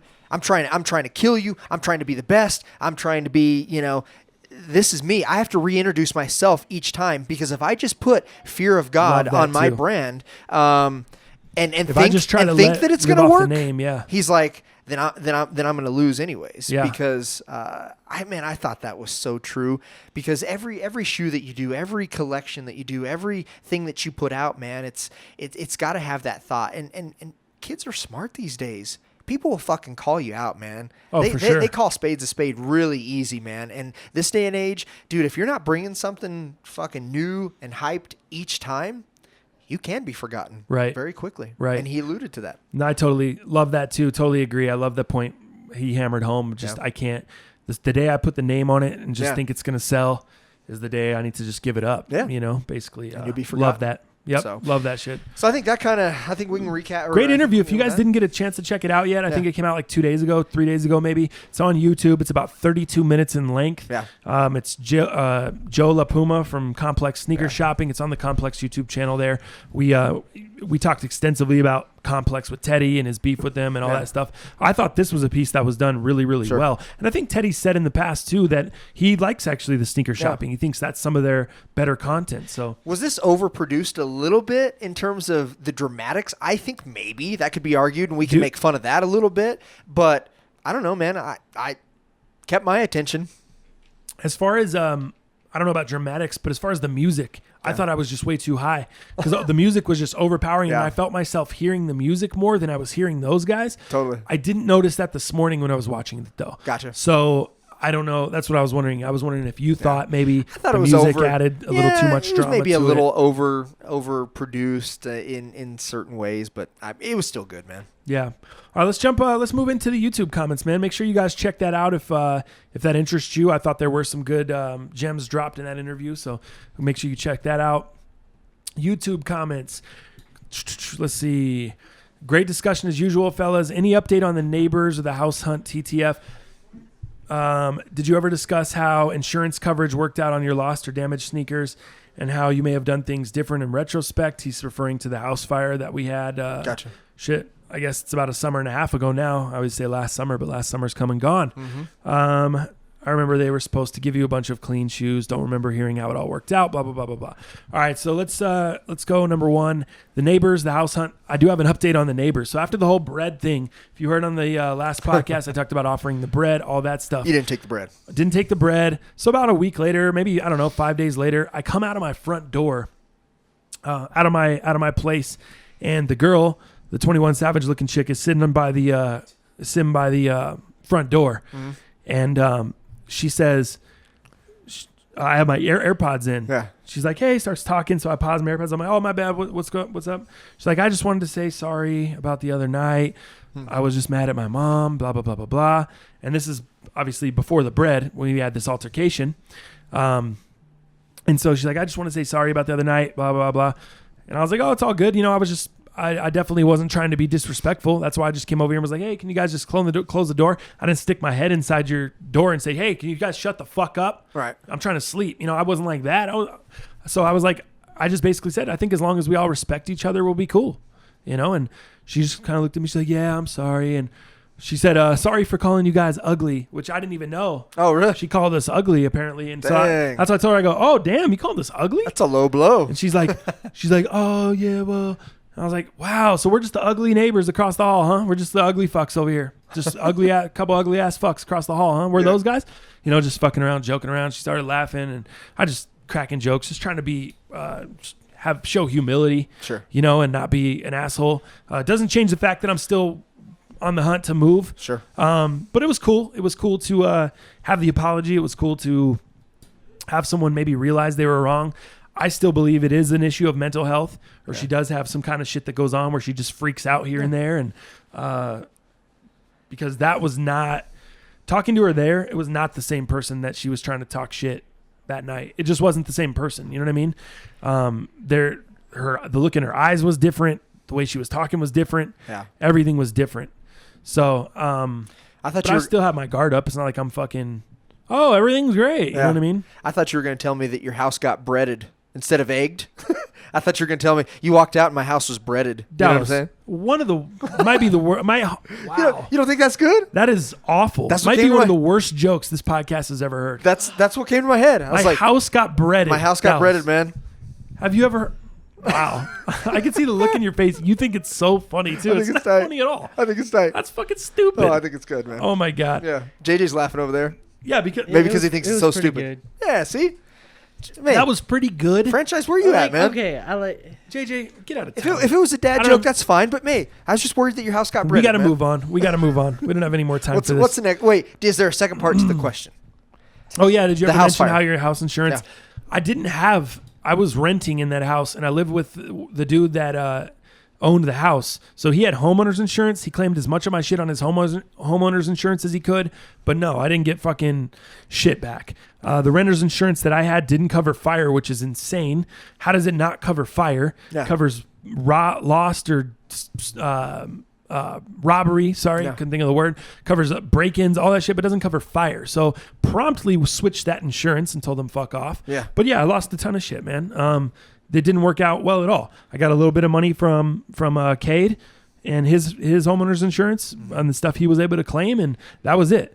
They couldn't claim the sneaker collection. Anything that's considered a collection has to be insured separately anyway. It's not covered by homeowner's insurance or renter's insurance. So for the future, if you guys have a nice Pog collection, or you guys have a collection of baseball cards, or you have a bunch of fucking action figures like Dallas, that shit is not covered under homeowner's insurance. You have to insure it separately as a collection. Yeah. So that's how that goes. Get your Pez dispensers insured correctly. And that's the only way to get accurate value for it. Otherwise, they give you retail for the shoe, that's costs way more than retail, and you don't have the box for it anymore. You know what I mean? So now you can't even sell it for what it should be worth. Anyway, long story short, nightmare. Didn't get all my shit back the way it was, and I've just been rebuilding. Sure. So that's kind of where we're at there. Interesting comment on football. Brett Favre is saying there's no way his kids would be allowed to play. I agree. They have to do a better at protecting the dome piece. Excellent job in bringing up diverse topics this week, fellas. Best podcast, hands down. And JJ stepping it up, my man. Yeah. Look at that, JJ. Getting a little shout out there. That was alluding to our football conversation where we went into on that. I don't think we need to hit on that anymore. At 28, Dal, you got to fill up that love tank, or you got to fill that love tank back up. I don't know what at 28 was. I don't remember. Sorry. Let's see. Great podcast as always. Only podcast that is 2 hours long that I actually look forward to watching every week. Great content. My condolences to your family, TTF. Keep your head up, my guy. P.S. Only W I ever took for a limited shoe was on those not for resale red joints. The leather on those is straight fire. Very premium. People that have both say the red ones actually have better leather than the maize ones. Yeah. So interesting comment there. Sorry for your loss. Appreciate it, Dirty DJ. Hey, guys, on the train on the way to work and had to head to YouTube to leave you guys a comment when I heard our pets' heads are falling off. Had me cracking up from the last episode. Keep up the good work. The interview with Teddy was interesting. Haven't watched any of his stuff, but he seems like a cool dude. Love the podcast. Peace. Yeah, definitely check out Teddy's channel, man. Yeah. If you haven't, awesome channel. Awesome channel. Great content. Very entertaining and very real. If you like real content, that's probably the realest content you'll get on YouTube. Doesn't care what people think, just does what he wants to do. Let's see. I fuck with this podcast. Two real cats having a real convo about dope shit. Once again, awesome podcast the other day with Teddy. Took a few mental things from it I think we could all have in some ways. But I think you guys should make it a regular skit to interview a guest, friend, or regular person and hear what they got to say regarding life and other interesting things. Kind of like Howard Stern / radio show. Definitely. We definitely have the intent to do that, especially as football season ends. I mean, we're going to lose content once football season ends, and we're going to have to fill that with something. So interviews are a thing we've talked about. We want to interview interesting people. There may be some people that you guys know. There may be some people you've never heard of. Right. I talked to a guy that runs a hydroponics business for weed here in Denver, and he's younger than Dallas and I, and this kid's probably a millionaire, and he's just fucking killing it. Someone like that. Just different people that are around our community that we have access to. There may be talks of us doing interviews in different cities with different people as we can line that up. And as the podcast grows, those doors are going to open. Absolutely. You know, we're going to have more opportunities to do cool shit like that. I know Mike the Compass, A Sneaker Life. A lot of people might know him on YouTube, is actually moving back to Colorado. So we've talked about reaching out to him, trying to get him on here for some more sneaker content. So definitely want to continue along with guests. I think that's kind of the direction we want to go. Deepest sympathy to you and your family. Take care of yourself. Do what you need to do. Your true fans will always be there. Francis, thank you for that. Good video, guys. Shu Manti, love that guy. Be careful, Dal. You want to make sure you fill up the love tank. TTF, you have to be one of the hardest working men in showbiz. I can see you on Sirius XM soon. JJ, it's dope that you're more comfortable with this one. Has to be one of the dopest podcasts. Everyone is very on point and natural. Good job, fellas. I'll send the graphics right over. Look at that. Sneaker Steve right there on that one. Tommy Boy is actually, this is actually a fire podcast idea / movement. God bless and good luck. Nice. This must have been filmed before Dal's duck walk through the mall. Are you retiring those EQTs? ? Dude, I just loaded them up on Goat, man. I got to get rid of them. I have to, man. What happened to you need 3 pairs? I needed 3 pairs before I had 3 blisters, dog. We got the homie Scruff doing a new logo for our podcast, and I really wanted to tell him to make Dallas. He's doing like a cartoon version of each of us, and I really wanted to say, please put Dallas in the Packer EQTs, and then have 2 extra pairs hanging over his shoulders. Yeah. One of them Connected laced up via over the right laces. shoulder. Yeah. One of them laced up hanging over the left shoulder, because you need 3 pairs of those. I needed Anybody 3 that goes pairs. back to the beginning of the podcast knows Dallas needs 3 pairs of those Packer EQTs. Man. We should only. Why the. Dude, it's one of the best. It's making me mad that you're not having that in the logo. Dude, it's one of the best done shoes this year, in my opinion, just for me. And I fucking got blisters 3 times wearing them 3 different times. Right. Ah.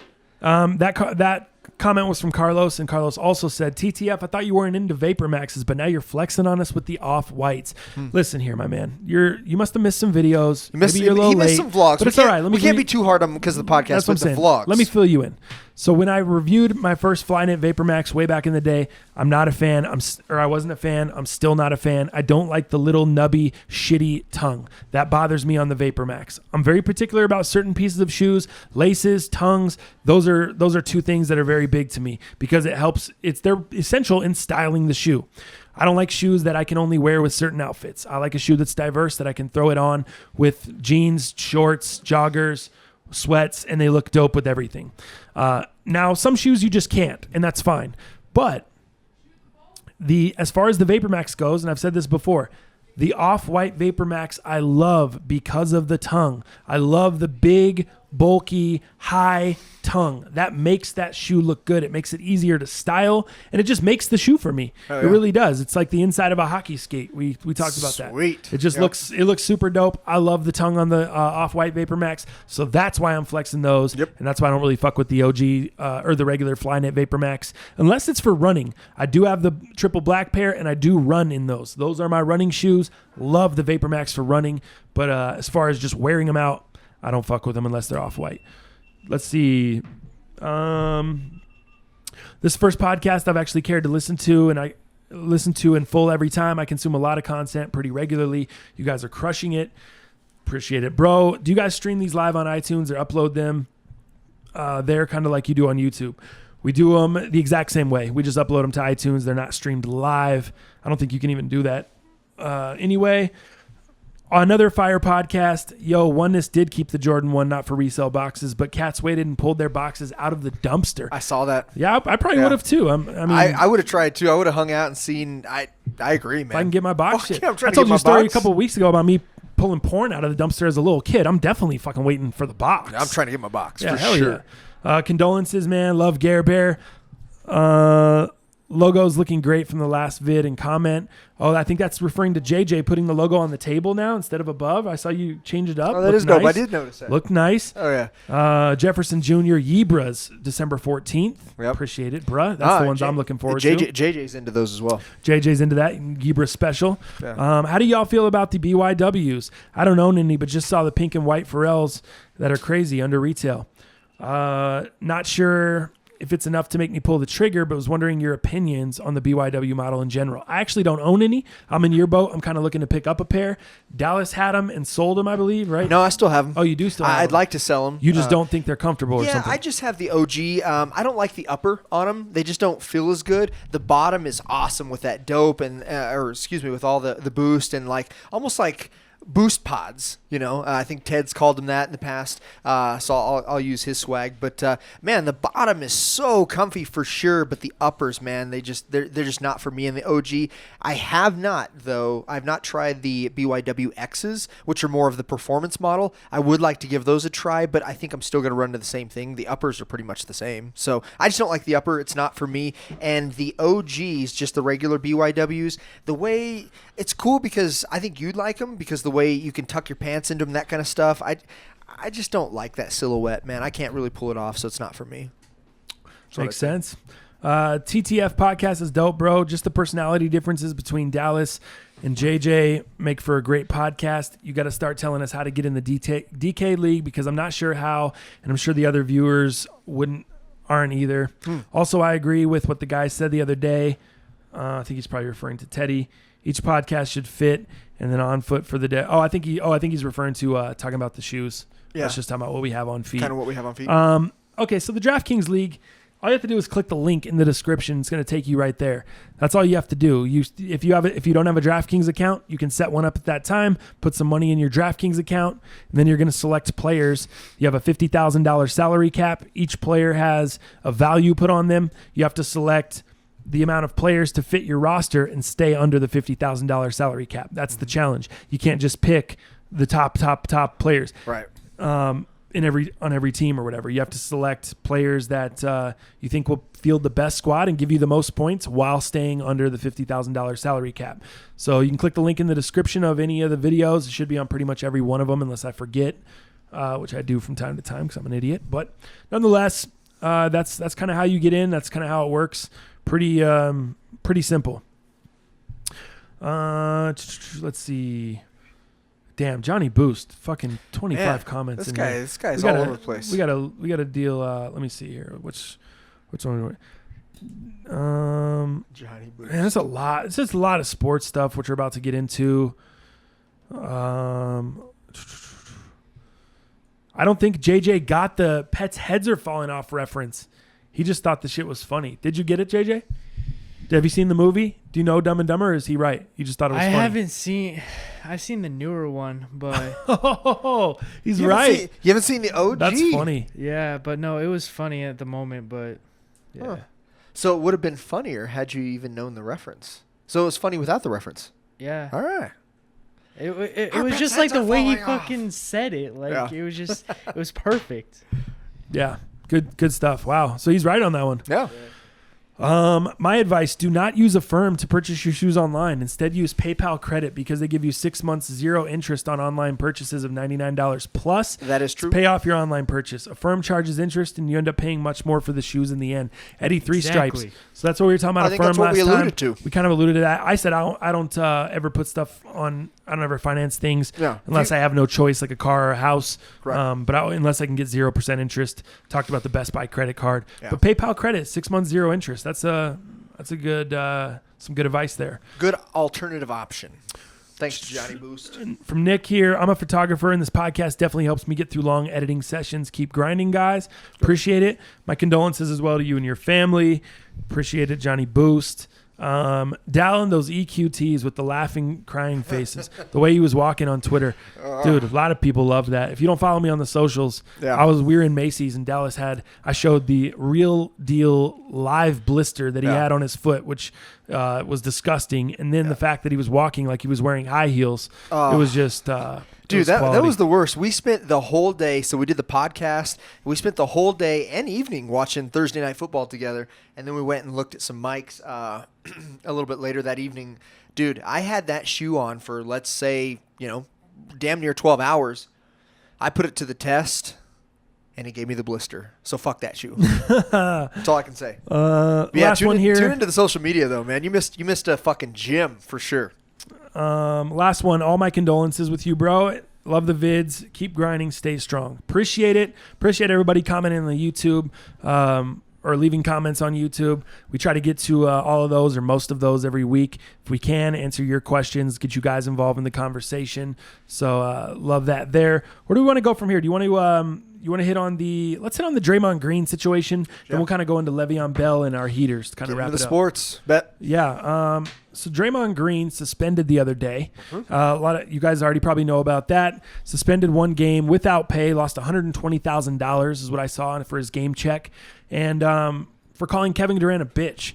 Did you see the video? You saw everything? You saw all the stuff that went down? You're up on it? Did you see the video of Kevin Durant walking back on the court and saying, "This is why I'm out of here"? That's God it. damn. Yep. They saw his words ad-libbed and whatever. So here's what I'll say. Let's start from the beginning. So Draymond Green.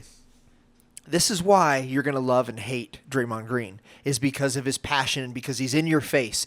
And I believe still to this day, that's why the Warriors ended up winning that series and ended up taking the championship that year, is because Draymond was out. He got suspended. He had to do his suspension, and that was a pivotal point of that series. And that really affected that series, I believe. And Draymond is that dude. Which series you talking about? The one 2 years ago or last year? Yeah, the one that Cleveland ended up taking. 3-1, where they came Warriors blew a 3-1 lead. You got it, man. So that's the series I'm talking about where Draymond was suspended, and I think that was a pivotal game. And had Draymond been in there, the series could have flip-flopped and changed immensely had Draymond been in there because of what he brings, his defense, his talking. So I think that changed the series to a negative way to affect the Warriors. But you also have to deal with the bullshit that Draymond brings. You know, sometimes that passion can be misconstrued. It can get under people's skin that are directly affected to him. Obviously, his teammates. And I think this is one of those things. So, but he's that guy that brings both sides of that, and you just have to kind of take it at face value with him at times. And I think this is one time that it got out of hand.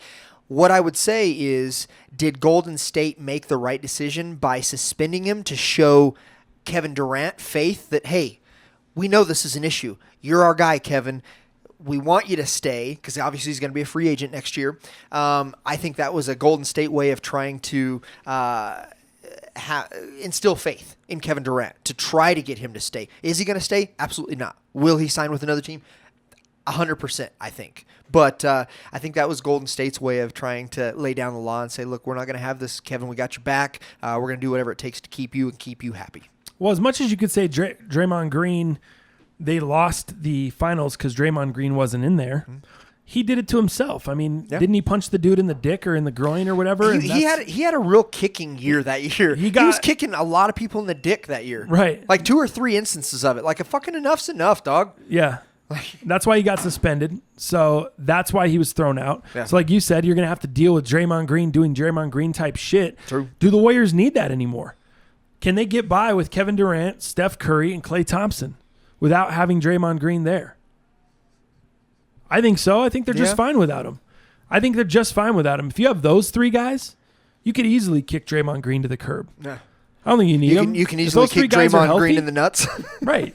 If those 3 guys are healthy, I don't think you need him there. Yeah. I mean, I see what you're saying as far as his toughness and kind of what he brings. And the passion and the energy. Like I said, man, I mean, that's what I do with my work set. And like, I'm kind of that engine of my store. And if I'm not there, that engine ain't the same. And I think there is something to be said about that with Draymond. And that's kind of what I'm saying. I do too. And I think it might be a little bit of an issue early. After they get by, a month of the season without him. Yeah. They'll find a new identity. Way, yeah, you'll find a new identity. I mean, that guy isn't the face of the franchise. Nobody shows up to see Draymond Green. Yeah. They show up to see the Splash Brothers, dude. Yeah. Steph Curry, Klay Thompson, Kevin Durant. They want to see fools hitting shots. I agree. Look at Karl Anthony Towns. All of a sudden, Butler's out of there. The last 3 games, he's averaging 25-plus points per game, where he was between 17 and 18 points per game. People do figure it out. Did you see any of that game last night, by the way? I didn't watch any of it. I did. I watched Butler with his 14 points. I found they lost too, right? They lost. I saw that, yeah. So, it'll take a little while. Any new scheme is going to take a little while. I watched an interview with Stan Van Gundy. I love Stan Van Gundy, man. Yeah. I think he's a great coach. I hope he gets back in the game here soon. I think he just does too good on TV. That's true as well. I think he's just great on TV. Yeah. I don't want to see him coach. But I watched the game last night, and again, I mean, who's the guy? I think Jimmy Butler, probably the 2nd or 3rd best 2-way player in the league, arguably, for sure. And I think that'll take some adjustment for his new team. But watch out for the Wolves. I think Timberwolves are onto something now with him outside of there now. I think their gel has been instant after Butler. You don't think it's kind of like just a little showmanship, a little bit of they got a quick little spark, and they're going to kind of go back to being just middle of the road? No, I'm a little worried about Wiggins.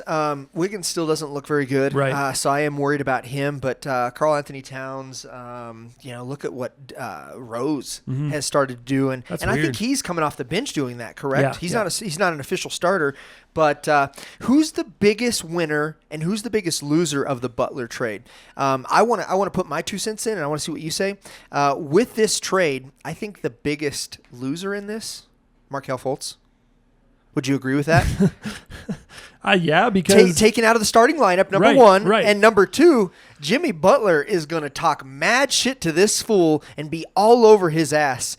I think Fultz is the biggest loser in this trade. Well, dude, I think he was already, regardless of the trade or not, I think he was there already kind of like, what the fuck did we do? what are we Get doing? out of here. Yeah. Looking at ways to get him out, Yeah. dude, because he's got what they call in baseball the yips. Yeah, Have you heard that in totally. baseball? You know, Absolutely. pitchers get the yips Yeah. and they're just never the same. Like they're just not good anymore. It looks like he's got the same shit going on at the free throw line with his shooting. It's insane. No trust for himself. He's doing all these different like raps and whatnot to try to get it back.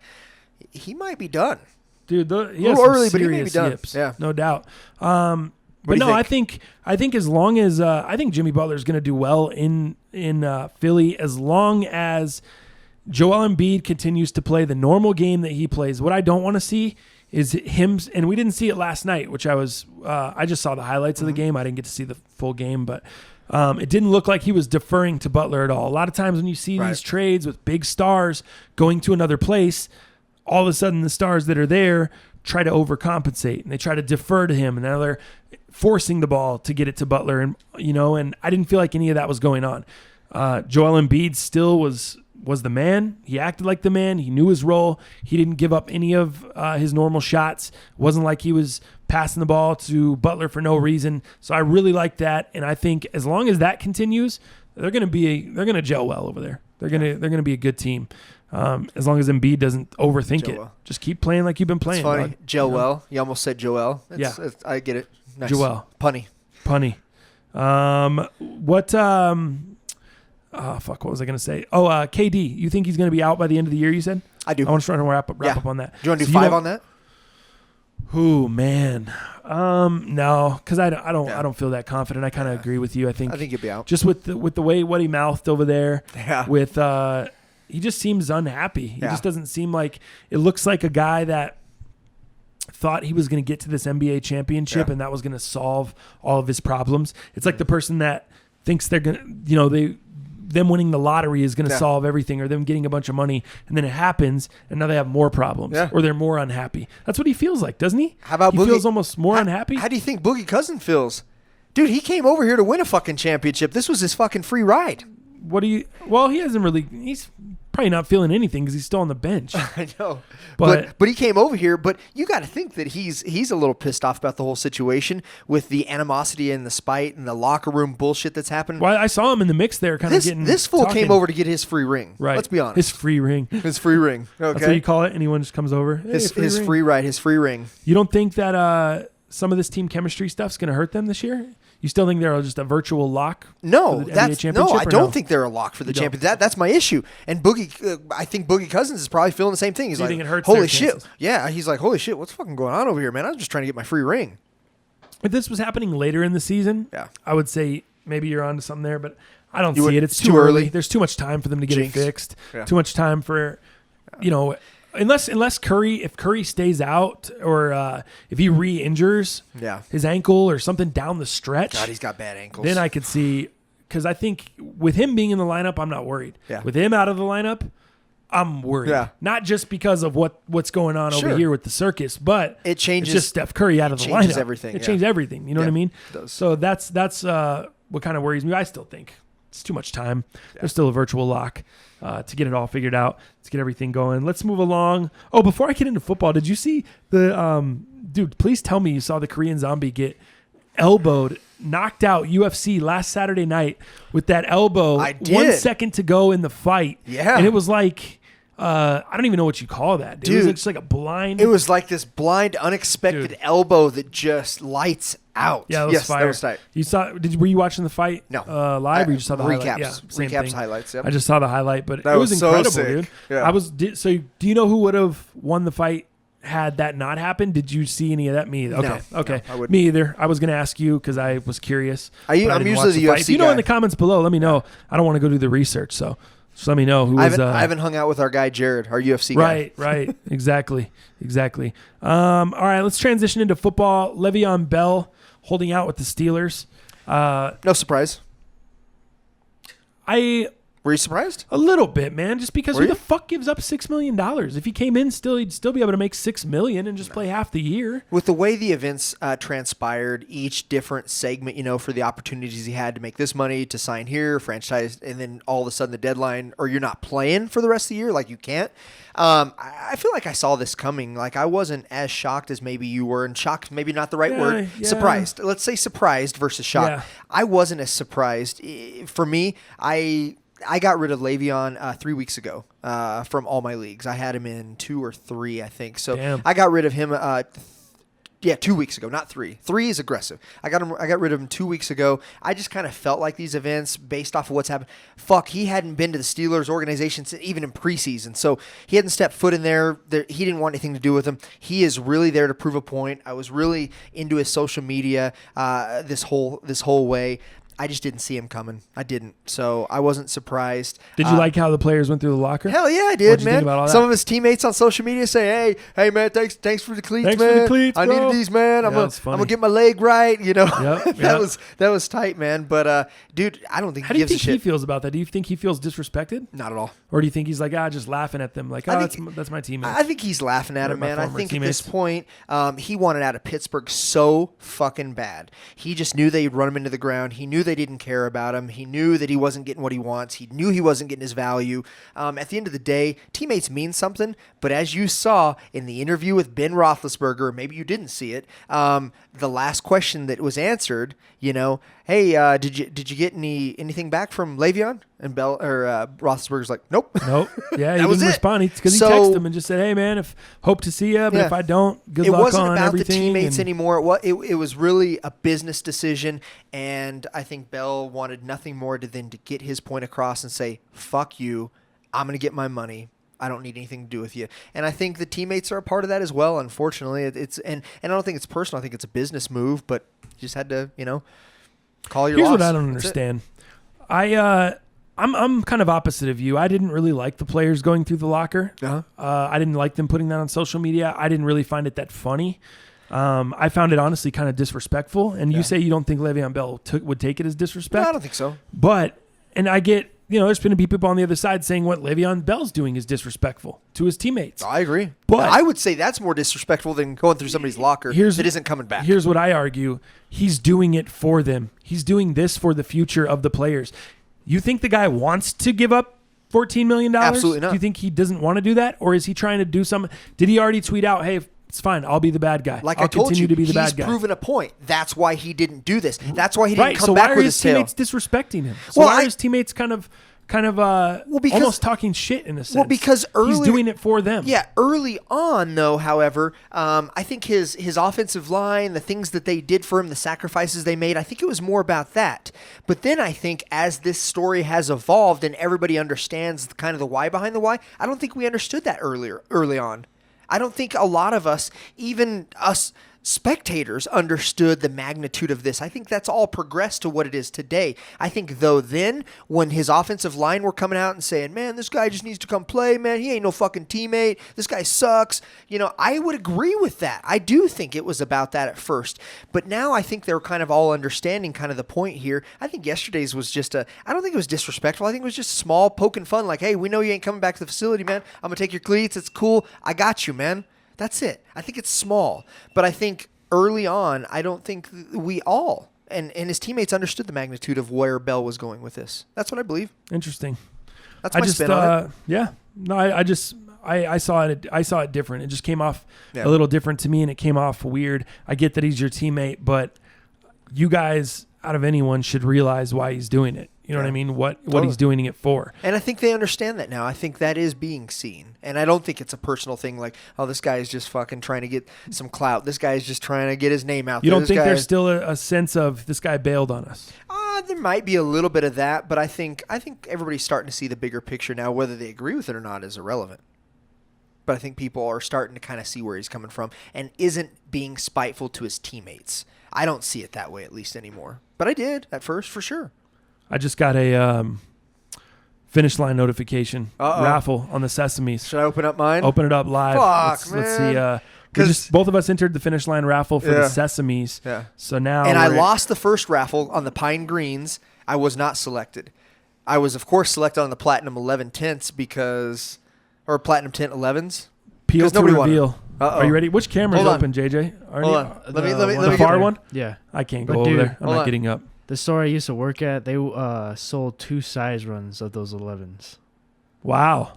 Ooh, dude, mine says raffle closed. You have a ticket, but I don't have anything to reveal yet. Yeah, it's right up at the top. You have a ticket up at the top. I know, but I can't click on it. So mine's not ready yet. You obviously got the Mine notifications. says you have a ticket, and I click on it, and it goes right But to see, there. look, I don't have the Oh, arrow. you don't have the little arrow. So Weird. yours is already quick. How is it? That means I lost. No, that means that If you it's got quick, I lost. You got the notification before I did. That's all. No, it that means I lost. So let's see. By the time it's done, we'll open mine if it's ready. But mine's not ready. That like means yours is. that's because. Dang. Oh, dang. That's exactly what it says. It says "dang" in all capital letters. Today wasn't your lucky day, but next time might be. Damn, And I went for a 13. Huh? That sucks. Yeah. And you tried Kinda- to get the 13s. Do you think that's because the 13 was so limited? That's a big I don't size. know. I don't know. But yeah, I mean, So I've only Whatever. this will be my third raffle with Finish Line. I tried the first one was the Pine Greens, and I got the dang. The platinum tint 11s. Yeah. Of course I got that because nobody fucking wanted that shoe.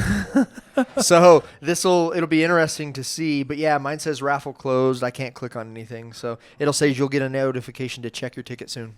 keep an eye on it. Honestly, I'm not even that disappointed. I don't know if I want this. You didn't want the Sesames as much as I do. It's a neutral shoe, so yeah, I mean I want them, but if I'd rather have a double up on the zebras. If I had to choose between the two, I want the zebras again. Even though I already own the zebras. see, I I need don't another I don't pair. I don't own the zebras. Yeah, I'd like to have a pair of zebras. you had them in your cart the other day. You didn't pop. 160. No, they were 260. Sorry, 260 versus 160. the What am I talking about? 260. Yeah, you didn't the pop UK. on them. Yeah, I You didn't tried, pop on them. and you talked me out of it, man. I think that's. I think I'm cool on that. We talked Monday Night Football moving to LA. You want to jump into the heaters here? Yeah, let's do it. All right, we'll jump into heaters. All right, Em. This is my heater. I dare you to hit it.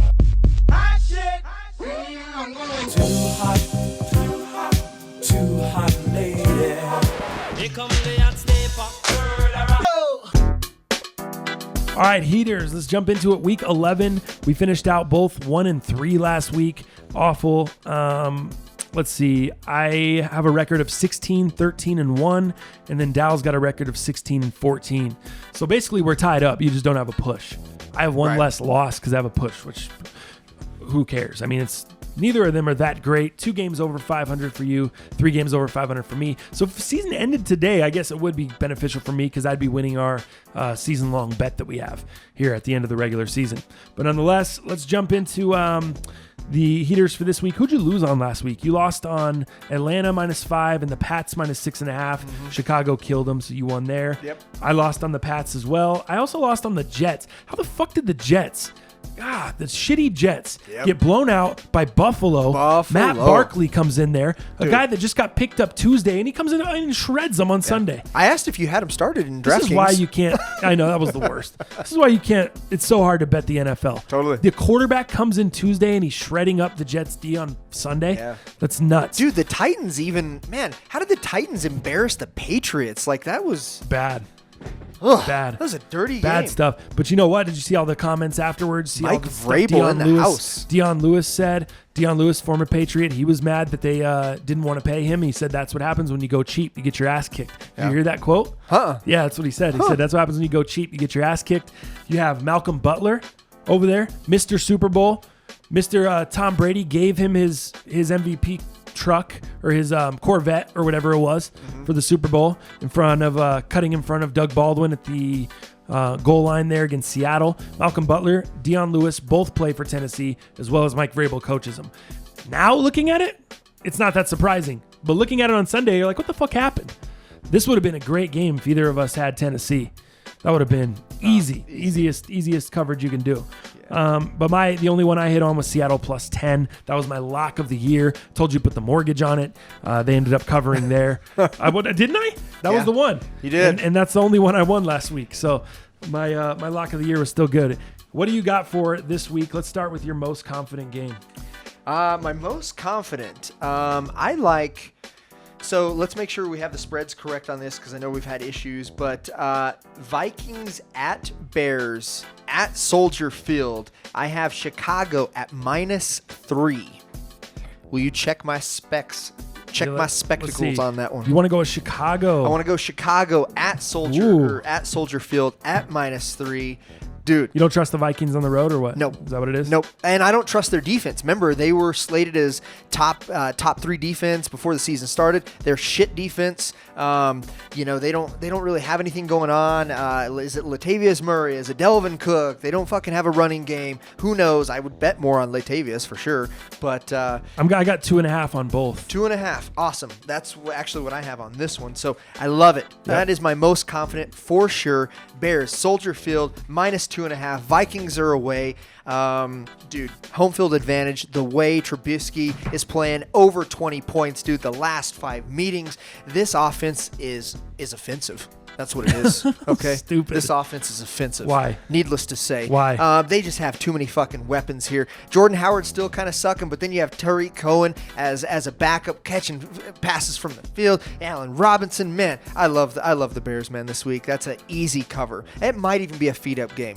Mine for this week, man, I'm going back with the Atlanta Falcons. I love the Falcons at home this week against the Cowboys. You know, I have not trusted the Cowboys. I went on them a couple weeks ago against Tennessee. Last week, the Cowboys did get a win against Philly. Big time win for them because it was in division. But I thought they just looked okay. I wasn't blown away by them. Plus, I don't think Philly is as good as we thought. Philadelphia has really been struggling. We talked about that a little bit before the podcast. They're just not that great. They're not that good of a team. They don't look like defending Super Bowl champs. Yep. They're having some issues there in Philly. Not to put it all on Carson Wentz, not to say it's his fault. No, because he's averaging over 20 the last 4 meetings. So it's not just Carson. There. Yeah, something's not working there, especially if the Cowboys go into Philly and get a win. That's rough. Correct. That's rough. So what was that, Sunday night? That was. Yep, that was Sunday night game. Yep. So I'm going to go with the Falcons -3. I got a -3. What do you have at? Falcons. I have them. I have a -3.5, but I'd give you 3. Let me see. Because we don't need both no my sources have 3. Let's go 3. 3. I'm good with that. All right, so That's your most confident. Yep, I'm going to go with the ATLians. Okay. At home, I think they cover that easily. I think it's a 30-17 game. I think it's a good pick. I do. So Falcons -3. What do you got next? All right. From my middle of the road pack, I like middle of the road pack. I like that. My middle of the road packer, but no Packers tonight. I would say here's the one I really like. You just alluded to it, man. The Eagles. They are a mix-mashed pile of inconsistency. What's happening? I don't know what's happening over there. They can't win at home. They can't win away. There's just no consistency over there. I love Doug Peterson. I think he's a magician, but I think what they're working with, dude, they have no running game. Their defense looks trash. They can't win at home, and they're notorious for winning at home the past few years. So I don't like what they're doing at all. So I got to take the Saints this week, man. I have it -8. I've also seen it as high as -9. So if you even have it at -9, I will still take the Saints at home in the Dome against an Eagles who has no consistency and not a prayer to win this game against 7-1 team. Why am I not finding that game on my... Jeez, come on, Saints. Where are you at? Maybe you need a better bookie, man. This is just on Yahoo. No big deal. Just trying to get the Saints. Says the guy who can't ever get the spread right? Yeah. Hey, man. Yeah, I got him at 8.5. I like it. Love it. Lock me in.